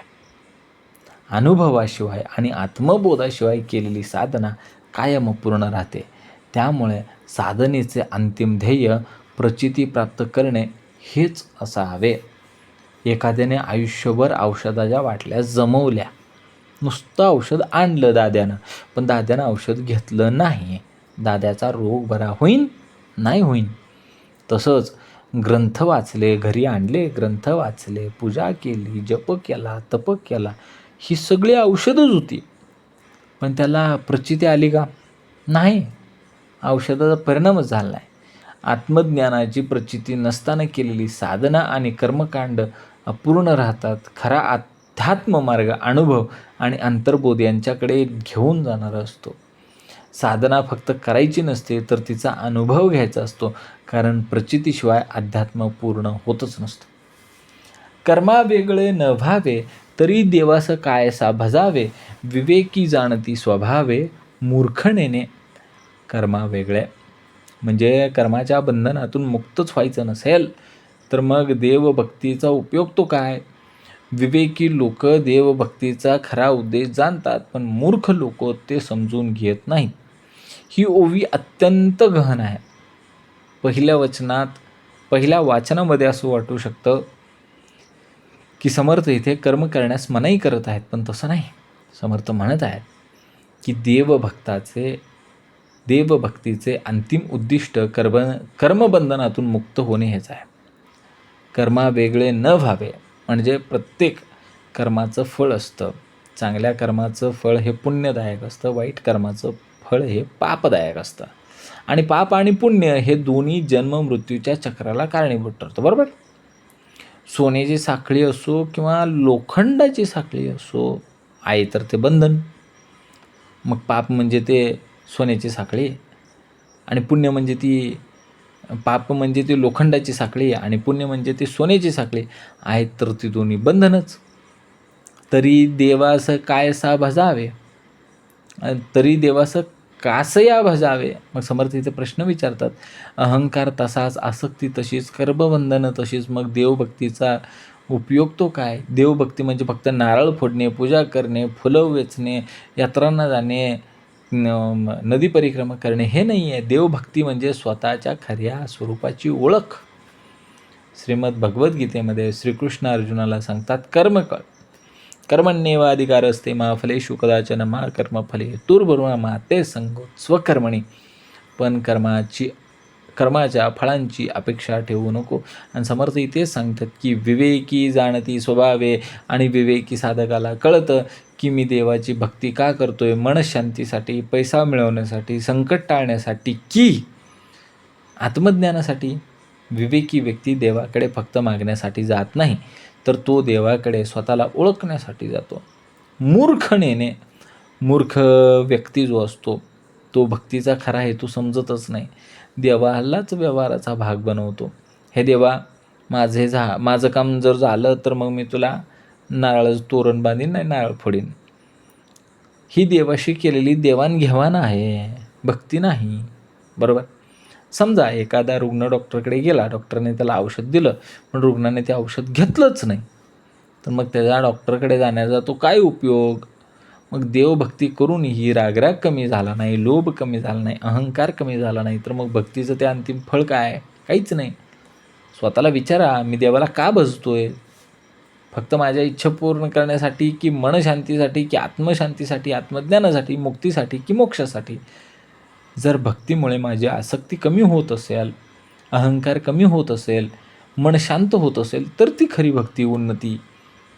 समर्थ सांगतात की भक्तीचं ध्येय केवळ पुण्य मिळवणे नाही, तर भक्तीचं ध्येय हे कर्मबंधन, अहंकार आणि अज्ञान यांच्यापासून मुक्त होणं हेच भक्तीचं अंतिम ध्येय आहे. देवभक्तीचा खरा उद्देश कर्माच्या बंधनातून मुक्त होऊन आत्मस्वरूपाची ओळख प्राप्त करून घेणे हा आहे. विवेकी मनुष्य हे लगेच समजतो, पण अज्ञानामुळे मूर्ख लोक भक्तीचा केवळ बाह्य अर्थ घेतात. जर भक्तीमुळे कर्मबंधन आणि अहंकार कमी होत नसतील तर भक्तीचा खरा हेतू साध्य झालेला नाही. देवभक्तीचे अंतिम फळ हे अंतर्मुक्ती आहे. आत्मदेवळत झालं पाहिजे. देवाकडे फक्त काहीतरी मागण्यासाठी जाऊ नका, तर स्वतः ओळखण्यासाठी जा. बघा पुढची ओळ काय सांगितलं समर्थांनी. काही अणुमाने विचारे देव हे जगदांतरे, सगुणाकरिता निर्धारे निर्गुण पाविजे. बरोबर का. विचार आणि विवेकाच्या आधारे प्रथम एवढे समजते की या जगामध्ये एखादी दैवी सत्ता आहे. तो देव संपूर्ण विश्व व्यापून आहे. त्यानंतर सगुण देवाविषयी दृढ निश्चय आणि भक्ती निर्माण झाली की त्याच्या मार्गाने निर्गुण ब्रह्माची प्राप्ती होत असते. ही ओवी समर्थांनी सांगितलेल्या सगुण ते निर्गुण प्रवासाची गुरुकिल्ली आहे. अनेक साधकांना प्रश्न पडतो की निर्गुण ब्रह्म समजत नाही, मग काय करावं. समर्थ उत्तर देतात, काही अणुमानले विचारे. अध्यात्माची सुरुवात कुठून होते. विचारातून. माणूस विचार करतो हे विश्व निर्माण कोणी केलं. सूर्य रोज वेळेवर कसा काय उगवतो. प्रत्येक जीवामध्ये चैतन्य कुठून आलं. आणि या विचारातून त्याला जाणवायला लागतं की या सृष्टीमागे एक अदृश्य अशी बुद्धिमत्ता आहे. एखादं सुंदर घर पाहिलं तर लगेच समजतं की हे घर काही स्वतःहून बनलेलं नाही आहे. ह्या घराचा कोणतरी निर्माता आहे. तसंच ही सृष्टी पाहून त्या निर्मात्याचा अंदाज येतो. देव आहे जगदांतरे. जगदांतरे म्हणजे संपूर्ण विश्वामध्ये, प्रत्येक जीवामध्ये, प्रत्येक कणामध्ये. समर्थ म्हणतात देव फक्त मंदिरात नाही, तुमच्या हृदयामध्ये आहे, प्रत्येक प्राण्यामध्ये आहे, संपूर्ण सृष्टीमध्ये आहे. संत तुकाराम महाराज म्हणतात, जे जे भेटे भूत ते ते मानिजे भगवंत. मग इथं काय सांगितलं बघा. सगुण आकृती निर्धारे. निर्गुण ब्रह्म समजणे हे सामान्य साधकासाठी अत्यंत कठीण आहे. म्हणून काय केलं, सगुण झाले. प्रभू श्रीराम, प्रभू श्रीकृष्ण, गुरुदेव दत्त, श्री विठ्ठल आणि वेगवेगळ्या देवी देवता ह्या सगळ्या सगुण रूपांची उपासना सांगितली गेली. कारण निर्गुण अवघड झालं असतं. पण एक महत्त्वाचा शब्द इथं आला आहे, निर्धारे. म्हणजे कसं, निष्ठा, दृढ विश्वास, सातत्य. आज एक देव, उद्या दुसरा देव, परवा तिसरा देव, असं नको. एकच मार्ग धरून सातत्याने निष्ठेने चालावं. निर्गुण पाविजे ही ओवी काय सांगते आहे. सगुण हे अंतिम ध्येय नाही आहे. ते एक पूल आहे, ब्रिज आहे. नदी पार करण्यासाठी नाव लागते, पण पलीकडे गेल्यावर नाव डोक्यावर घोरून फिरावं लागत नाही आहे. सगुण भक्तीमध्ये मूर्तीपूजा आली, नामस्मरण आलं, हे सगळं निर्गुणाकडे नेणारी साधने आहे. बघा ना, आध्यात्मिक प्रवासाचे टप्पे कसे सांगितले. पहिल्यांदा विचार आला, देव आहे का. मग श्रद्धा आली, हो देव आहे. मग भक्ती आली, हां मग मी त्या देवाचीच उपासना करतो किंवा करते. मग आली निष्ठा, मी रोज करते, मी सातत्याने करते, 10 वर्ष करते, 12 वर्ष करते, 15 वर्ष करते. मग अनुभव आला, देव सर्वत्र आहे, सर्वज्ञ आहे. मग आत्मज्ञान आलं, मी आणि देव वेगळे नाही, आणि निर्गुणाची प्राप्ती झाली. बरोबर आहे का. सामान्य उदाहरण घेऊया. लहान मूल प्रथमतः अक्षर शिकतं, मग शब्द शिकतं, मग वाक्य शिकतं. मग त्याला जर आपण डायरेक्ट जलमले त्याला एखादी कादंबरी दिली, त्याला समजेल का. नाही. तसंच आहे.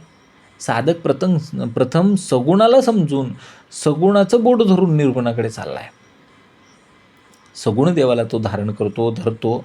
नंतर त्याच मार्गाने तो निर्गुण सत्याचा अनुभव घेत असतो. समर्थ सगुण आणि निर्गुण यांचा वादच मिटवून टाकतात. समर्थ सांगतात की सगुण आणि निर्गुण हे विरोधी नाहीत. सगुण हे निर्गुणाकडे घेऊन जाणारं द्वार आहे, दरवाजा आहे. विवेकाने विश्वामागील देवाची ओळख होते. सगुण काय करतं, देवावरील भक्ती दृढ करतं आणि निष्ठा साधकाला निर्गुण परब्रह्माच्या अनुभूतीपर्यंत पोहोचवत असते. ज्याला सुरुवातीला श्री विठ्ठल, प्रभू श्रीराम, गुरुदेव दत्त आणि देवी हे वेगवेगळं वाटत होतं, तो भक्ती करू लागला, नामस्मरण करू लागला, संतसंग करू लागला, श्री समर्थ बैठकीला आला आणि एक दिवस त्याला कळलं की सर्वत्र एकच चैतन्य आहे आणि ते मीच आहे. हीच सगुणातून निर्गुणाकडे झालेली वाटचाल आहे, यात्रा आहे. सगुण ते निर्गुण झालेली वारी आहे. सगुण देवावरील दृढ श्रद्धा, भक्ती आणि निष्ठा हीच निर्गुण परब्रह्माच्या अनुभूतीची पायरी आहे. सगुणाला धरून चला, पण त्यामागील निर्गुण सत्य बिलकुल विसरू नका. सगुण पाहता मुळास गेला, सहजची निर्गुण पावला. संग सत्य मोकळा झाला, वस्तुरूप. जो सगुण देवाची उपासना करताना त्याच्या मूळतत्वापर्यंत पोचतो, तो सहजच निर्गुण परब्रह्माला प्राप्त करून घेतो. सर्व आसक्ती, संग आणि देहबुद्धीचा त्याग केल्यानंतर तो स्वतःच्या खऱ्या आत्मस्वरूपामध्ये स्थित होतो. बरोबर. ही ओवी मागच्या ओवीचा पुढचा टप्पा दाखवते.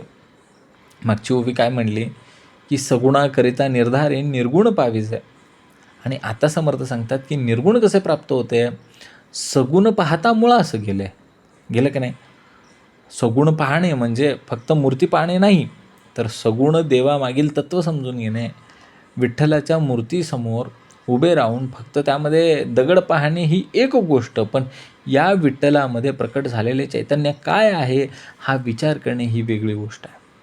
मूळ म्हणजे काय हो.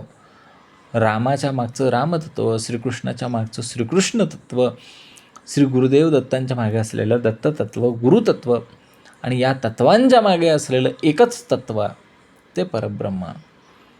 उदाहरण बघा, बोट आणि चंद्र. लहान मुलाला चंद्र दाखवण्यासाठी बोट दाखवावं लागतं. तिकडे आहे चंद्र, चांदो मामा चांदो मामा. शहाणं मूल बोट सोडून बरोबर चंद्राकडे पाहतं. आता त्याला बोटाची गरज नाही पडत, तो फक्त पाहतो, तो चांदो मामा. सगुण म्हणजे ते बोट आणि निर्गुण म्हणजे ते चंद्र. जो बोटीतच अडकला आहे, जो फक्त बोटच पाहतोय, तो चंद्र पाहू शकेल का नाही. त्याला चंद्र दिसणार नाही, त्यासाठी वरती पाहावं लागेल. सहजची निर्गुण पावला. समर्थ म्हणतात की निर्गुण प्राप्तीसाठी वेगळा मार्ग नाही. खरी सगुण भक्तीच निर्गुणाकडे घेऊन जाते. जेव्हा भक्त रामनामामध्ये तल्लीन होतो, अहंकार विसरतो, देहभान विसरतो, तेव्हा त्याला निर्गुणाची झलक मिळते. संत तुकाराम महाराज श्री विठ्ठल भक्ती करत करत शेवटी म्हणतात, अवघा रंग एक झाला, रंगी रंगला श्रीरंग. आणि हा निर्गुणाचा अनुभव आहे. संग त्यागे मोकळा झाला. तेथे संग म्हणजे फक्त वाईट मित्रत्वाचा संग नाही, देहाचा संग गेला, अहंकाराचा संग गेला, ममतेचा संग गेला, विषयाचा संग गेला, कल्पनांचा संग गेला, मायेचा संग गेला. कमळ पाण्यात असतं पण त्याला पाणी कधीही चिकटत नाही. तसंच साधक संसारामध्ये असतो पण त्याला संसार कधीही बांधू शकत नाही. ही ओवी सर्वात उंच अवस्था दाखवतो. वस्तू म्हणजे अंतिम सत्य परब्रह्म आत्मस्वरूप. जेव्हा देहभाव गळून पडतो, अहंकार गळून पडतो, भेदबुद्धी गळून पडते, संपून जाते, तेव्हाच साधकाला समजतं मी देह नाही, मी मन नाही, मी शुद्ध चैतन्य आहे. हीच वस्तुरूप अवस्था आहे. प्रत्येकाच्या जीवनामध्ये एक उदाहरण कळतं बघा. एखादा भक्त सुरुवातीला देवाकडे जातो आणि म्हणतो, देवा माझं एवढं काम करून दे, परीक्षेत पास करून दे, लोन मिळू दे, घर मिळू दे, बायको मिळू दे, पोरग मिळू दे. नंतर त्याची मागणी बदलती. ती म्हणते मला आता शांतता येते बाबा, ती बायको लय किटकिट करते, पोरं लय कालवा करते. ती पुढं म्हणतं आता मला तुमची फक्त भक्तीच द्या. आणि शेवटी म्हणतं तुम्ही आणि मी कुठे वेगळा, एकच आहे. हीच तर सगुणातून निर्गुणाकडे झालेली यात्रा आहे. सगुण ते निर्गुण झालेली वारी आहे. समर्थ सांगतात की मूर्ती सोडू नका, पण मूर्तीमध्ये अडकून पडू नका. नाम सोडू नका, पण नामापासून नामीपर्यंत जा. सगुणाला धरून निर्गुणापर्यंत पोहोचा. सगुण देवाच्या उपासनेतूनच त्यामागील मूळ तत्व समजलं की साधक सहजच निर्गुण परब्रह्म प्राप्त करत असतो आणि सर्व आसक्तींचा त्याग करून स्वतःचं शुद्ध आत्मस्वरूपामध्ये तो स्थित होत असतो. सगुण भक्तीचा परिपाक म्हणजे निर्गुण अनुभूती आणि संगत्यागाचा परिपाक म्हणजे आत्मस्वरूपामध्ये झालेली स्थिरता आहे. बरोबर का. देवाच्या रूपावर प्रेम करा, पण त्या रूपामागील अरूप सत्यापर्यंत पोहोचा. परमेश्वरी अनुसंधान लाविता होई जे पावन, मुख्य ज्ञानीचे विज्ञान पाविजे ती. परमेश्वराशी अखंड अनुसंधान म्हणजे जोडले जाणे, स्मरण करणे, एकाग्रता करणे. आणि हे सगळं अनुसंधान जोडल्यानंतर ठेवल्यानंतर जर मनुष्य पवित्र होत असेल किंवा शाब्दिक ज्ञान नव्हे तर मुख्य ज्ञानाच्या आधारे विज्ञान म्हणजे प्रत्यक्ष अनुभूती प्राप्त होत असेल तर काय होते बघा. ही ओवी संपूर्ण समासाचा निष्कर्ष दाखवते. आतापर्यंत समर्थांनी सांगितलं, देव बाहेर शोधू नका, अंतर्देव शोधा, विवेक करा, सगुणातून निर्गुणाकडे जा. आणि आता समर्थ सांगत आहेत की या सर्व साधनांचा वापर म्हणजे परमेश्वरी अनुसंधान आहे. हे अनुसंधान म्हणजे कसं? अखंड स्मरण, अंतर्मनातील जोड, सततची जाणीव. याचा अर्थ फक्त माळ हातात घेऊन बसणे नव्हे. स्मरणिका घेतली म्हणजे नव्हे, तर काम करताना, व्यवहार करताना, संसार करताना, प्रत्येक गोष्ट करताना मनाच्या तळाशी परमेश्वराची अखंड जाणीव जागृत ठेवणे. आई घरकाम करत असते की नाही, पण तिचं सगळं लक्ष तिच्या बाळाकडे असतं की नाही. बाळ कुठं आहे, आवाज येत नाही, कुठं गेलं आहे, कुठला उद्योग करतं आहे, झोपलं आहे का, बसलं आहे का, शी केली, सू केली, कशात बोट घातलं आहे का, आहे ना. सगळं लक्ष त्याच्या बाळाकडे असतं. तसंच साधक संसार करत असतो, पण त्याच्या मनामध्ये अखंड परमेश्वराचंच अनुसंधान सुरू असतं. समर्थांना अपेक्षित अनुसंधान नामस्मरण, आत्मस्मरण, देवस्मरण, साक्षीभाव हे सर्व अनुसंधानाचेच प्रकार आहेत. एखादा व्यापारी दुकानामध्ये असतो, तो सर्व व्यवहार करतो, पण अंतर्मनामध्ये तो म्हणतो की हा माझं सगळं जे काही बिझनेस चालू आहे याचा करता परमेश्वर आहे, अशी भावना असते. आणि हेच ते अनुसंधान. लावती होई जे पावन, पावन म्हणजे मनशुद्धी, अंतःकरणशुद्धी, वासनेचा क्षय म्हणजे पावन होणे. परमेश्वराचं स्मरण वाढलं की रागराग कमी होतो, अहंकार कमी होतो, मत्सर कमी होतो, लोभ कमी होतो, अहंकार वितळून जातो. आणि सूर्य उगवल्यानंतर जसा अंधार आपोआप निघून जातो, तसं परमेश्वराचं अनुसंधान वाढलं की मनामध्ये असलेली कलुषितपणा, मलिनता निघून जाते. ही ओवी सर्वात मौल्यवान ओळ आहे. बघा, मुख्य ज्ञानीचं विज्ञान म्हणजे ज्ञान म्हणजे ग्रंथातून मिळालेलं ज्ञान. उदाहरण पहा, आत्मा अमर आहे, ग्रंथातून मिळालेलं ज्ञान आहे, हे वाचलं आणि ज्ञान झालं.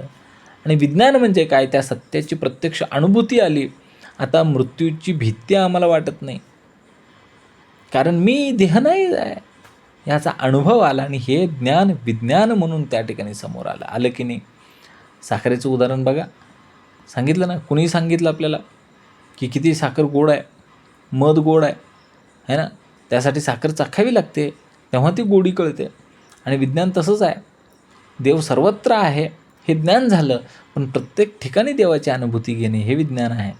समर्थांचा मुख्य संदेश असा आहे की केवळ वाचन करणारा, चर्चा करणारा, वाद करणारा साधक नको. त्यांना असा साधक हवा आहे जो ज्ञान आणि अनुभव या प्रवासामध्ये तो पुढे जातो.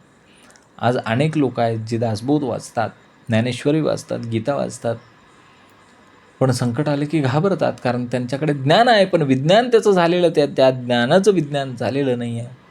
म्हणून ते संकट काळामध्ये स्थिर राहत नाही, डगमगतात, कोसळतात, ढासळतात. समर्थ सांगतात की परमेश्वराशी अखंड जोड निर्माण झाल्याच्या नंतर त्या ज्ञानाला आता उतरवलं पाहिजे आणि शब्दापासून सत्याकडे गेलं पाहिजे.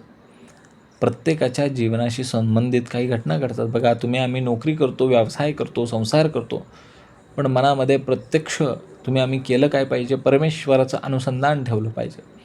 मग संसारसुद्धा काय होतो? उपासना बनतो, साधना बनतो. परमेश्वराचे अखंड अनुसंधान केल्याने अंतःकरण शुद्ध होते आणि शाब्दिक ज्ञानाचे रूपांतर प्रत्यक्ष अनुभूती स्वरूप विज्ञानामध्ये होते. ज्ञान वाचून मिळते, पण विज्ञान जगल्याने मिळते. देवाला अधूनमधून आठवू नका, त्याच्याशी अखंड जोडलेले राहा. कनेक्शन पाहिजे हो. ऐसी हे विवेकाची विवरणे, पहावी सूचित अंतःकरणे, नित्य अनित्य विवेक श्रवणे जगोद्धार.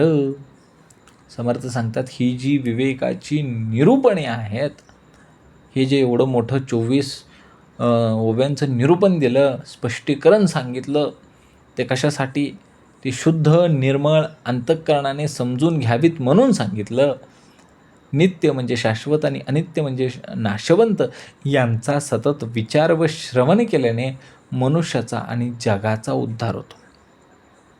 ही ओवी संपूर्ण आंतरदेव निरूपण या समासाचा सार सांगणारी ओवी आहे. समर्थ आपल्याला सांगतात की एवढ्या मोठ्या ओव्या मी सांगितल्या, पण त्याचा खरा लाभ तेव्हाच होईल जेव्हा या शुद्ध अंतःकरणाने ऐकल्या जातील, श्रवण केल्या जातील आणि सर्वात महत्त्वाचं दैनंदिन जीवनामध्ये उतरवल्या जातील. विवरणे म्हणजे काय? विवरण दिलं हो, स्पष्टीकरण, निरूपण, सत्याचा उलगडा करून दिला. या समासामध्ये समर्थांनी सांगितलं, देव बाहेर नाही, अंतर्यामी आहे. मूर्ती हे साधन आहे, साध्य नाही. सगुणातून निर्गुणाकडे जायचं आहे. ज्ञानाचे विज्ञानामध्ये रूपांतर करायचं आहे आणि प्रचितीशिवाय साधना अपूर्ण आहे बरं का. हे सर्व विवेकाचे विषय आहेत. पहावी सूचित अंतःकरणे. सूचित म्हणजे शुद्ध, निष्कपट, पूर्वग्रह विरहित म्हणजे सूचित. समर्थांचा महत्त्वाचा संदेश असा आहे की दासबोध वाचताना जर मनात अहंकार असेल, वाद घालण्याची वृत्ती असेल, मलाच सगळं माहिती आहे असा जर भाव असेल तर तो कधी समजणार नाही. ज्ञान ग्रहण करण्यासाठी भांडं रिकामं लागतं बाबा. भरलेलं भांडी पुन्हा पाणी स्वीकारेल का? भरलेलं भांडं पुन्हा भरेल का? नाही, रिकाम पाहिजे. एकाच श्रवणामध्ये एकाच प्रवचनाला 2 व्यक्ती बसल्या. पहिली म्हणाली, हे मला आधीच माहीत आहे. तो काही वेगळं शिकवत नाही. दुसरा म्हणाला, आज मी काहीतरी नवीन समजून म्हणजे माहीत होतं पण ते नवीन पर्स्पेक्टिव्हनी समजलं. तर तो दुसरा लाभ घेतोय. फरक ज्ञानात नसतो, फरक अंतःकरणाच्या स्वीकारण्यामध्ये असतो. नित्य अनित्य विवेक श्रवणे ही संपूर्ण अध्यात्माची गुरुकिल्ली आहे. नित्य म्हणजे जे कायम आहे. आत्मा, परब्रह्म, चैतन्य हे कायम आहे आणि अनित्य म्हणजे शरीर, पैसा, पद, प्रतिष्ठा, प्रसिद्धी, संसार, सुखदुःख हे सगळं अनित्य आहे. विवेक म्हणजे या दोघातला फरक समजून घेणे.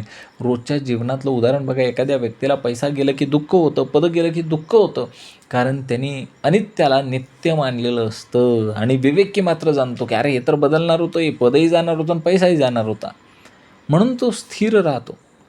बघा, जगोद्धार ही अत्यंत मोठी गोष्ट आहे. समर्थ म्हणत नाहीत की फक्त एका व्यक्तीचा उद्धार होतो, समर्थ म्हणतात की जगाचा उद्धार होतो. का?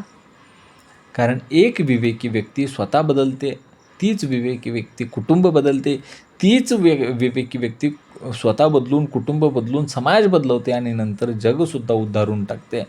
संत तुकाराम महाराज, संत ज्ञानेश्वर महाराज, समर्थ रामदास स्वामी यांनी प्रथम स्वतःचा उद्धार केला आणि पुढे लाखो करोडो लोकांचा उद्धार त्यांनी केलेला आहे. आणि या संपूर्ण समासामध्ये समर्थांनी शिकवलं की देव शोधायचा असेल तर अंतःकरणामध्ये शोधा. मूर्तीपासून तत्वाकडे जा, सगुणापासून निर्गुणाकडे जा, ज्ञानापासून विज्ञानाकडे जा आणि हे सर्व विवेक जागृत ठेवून करा. रोज स्वतःला 3 प्रश्न विचारा. मी नित्य गोष्टीसाठी जगतोय की अनित्य गोष्टीसाठी जगतोय? माझी साधना मला अंतर्मुख करते की बहिर्मुख करते? माझा विवेक जो आहे तो दिवसेंदिवस वाढतोय की ढासळतोय? शुद्ध अंतःकरणाने नित्य अनित्य विवेकाचा सतत अभ्यास आणि श्रवण केल्यास आत्मज्ञान प्राप्त होतच असतं आणि स्वतःसह ते अनेक लोकांचा उद्धारसुद्धा करतं. देव बाहेर शोधू नका. विवेकाने अंतःकरणामध्ये शोधा, सगुणातून निर्गुणाकडे जा आणि ज्ञानातून अनुभूतीकडे जा. हाच खरा अध्यात्म मार्ग आहे. अंतर्देव निरूपण नाम या समासाचा एका ओळीत सार असा आहे की अंतःकरणातील चैतन्य स्वरूप देव ओळखण्यासाठी विवेक, सत्संग, अनुसंधान आणि नित्यानित्य विचार हेच खरे साधन आहे. इति श्रीदासबोधे गुरुशिष्य संवादे अंतर्देव निरूपण नाम समास 8वा. जय जय रघुवीर समर्थ.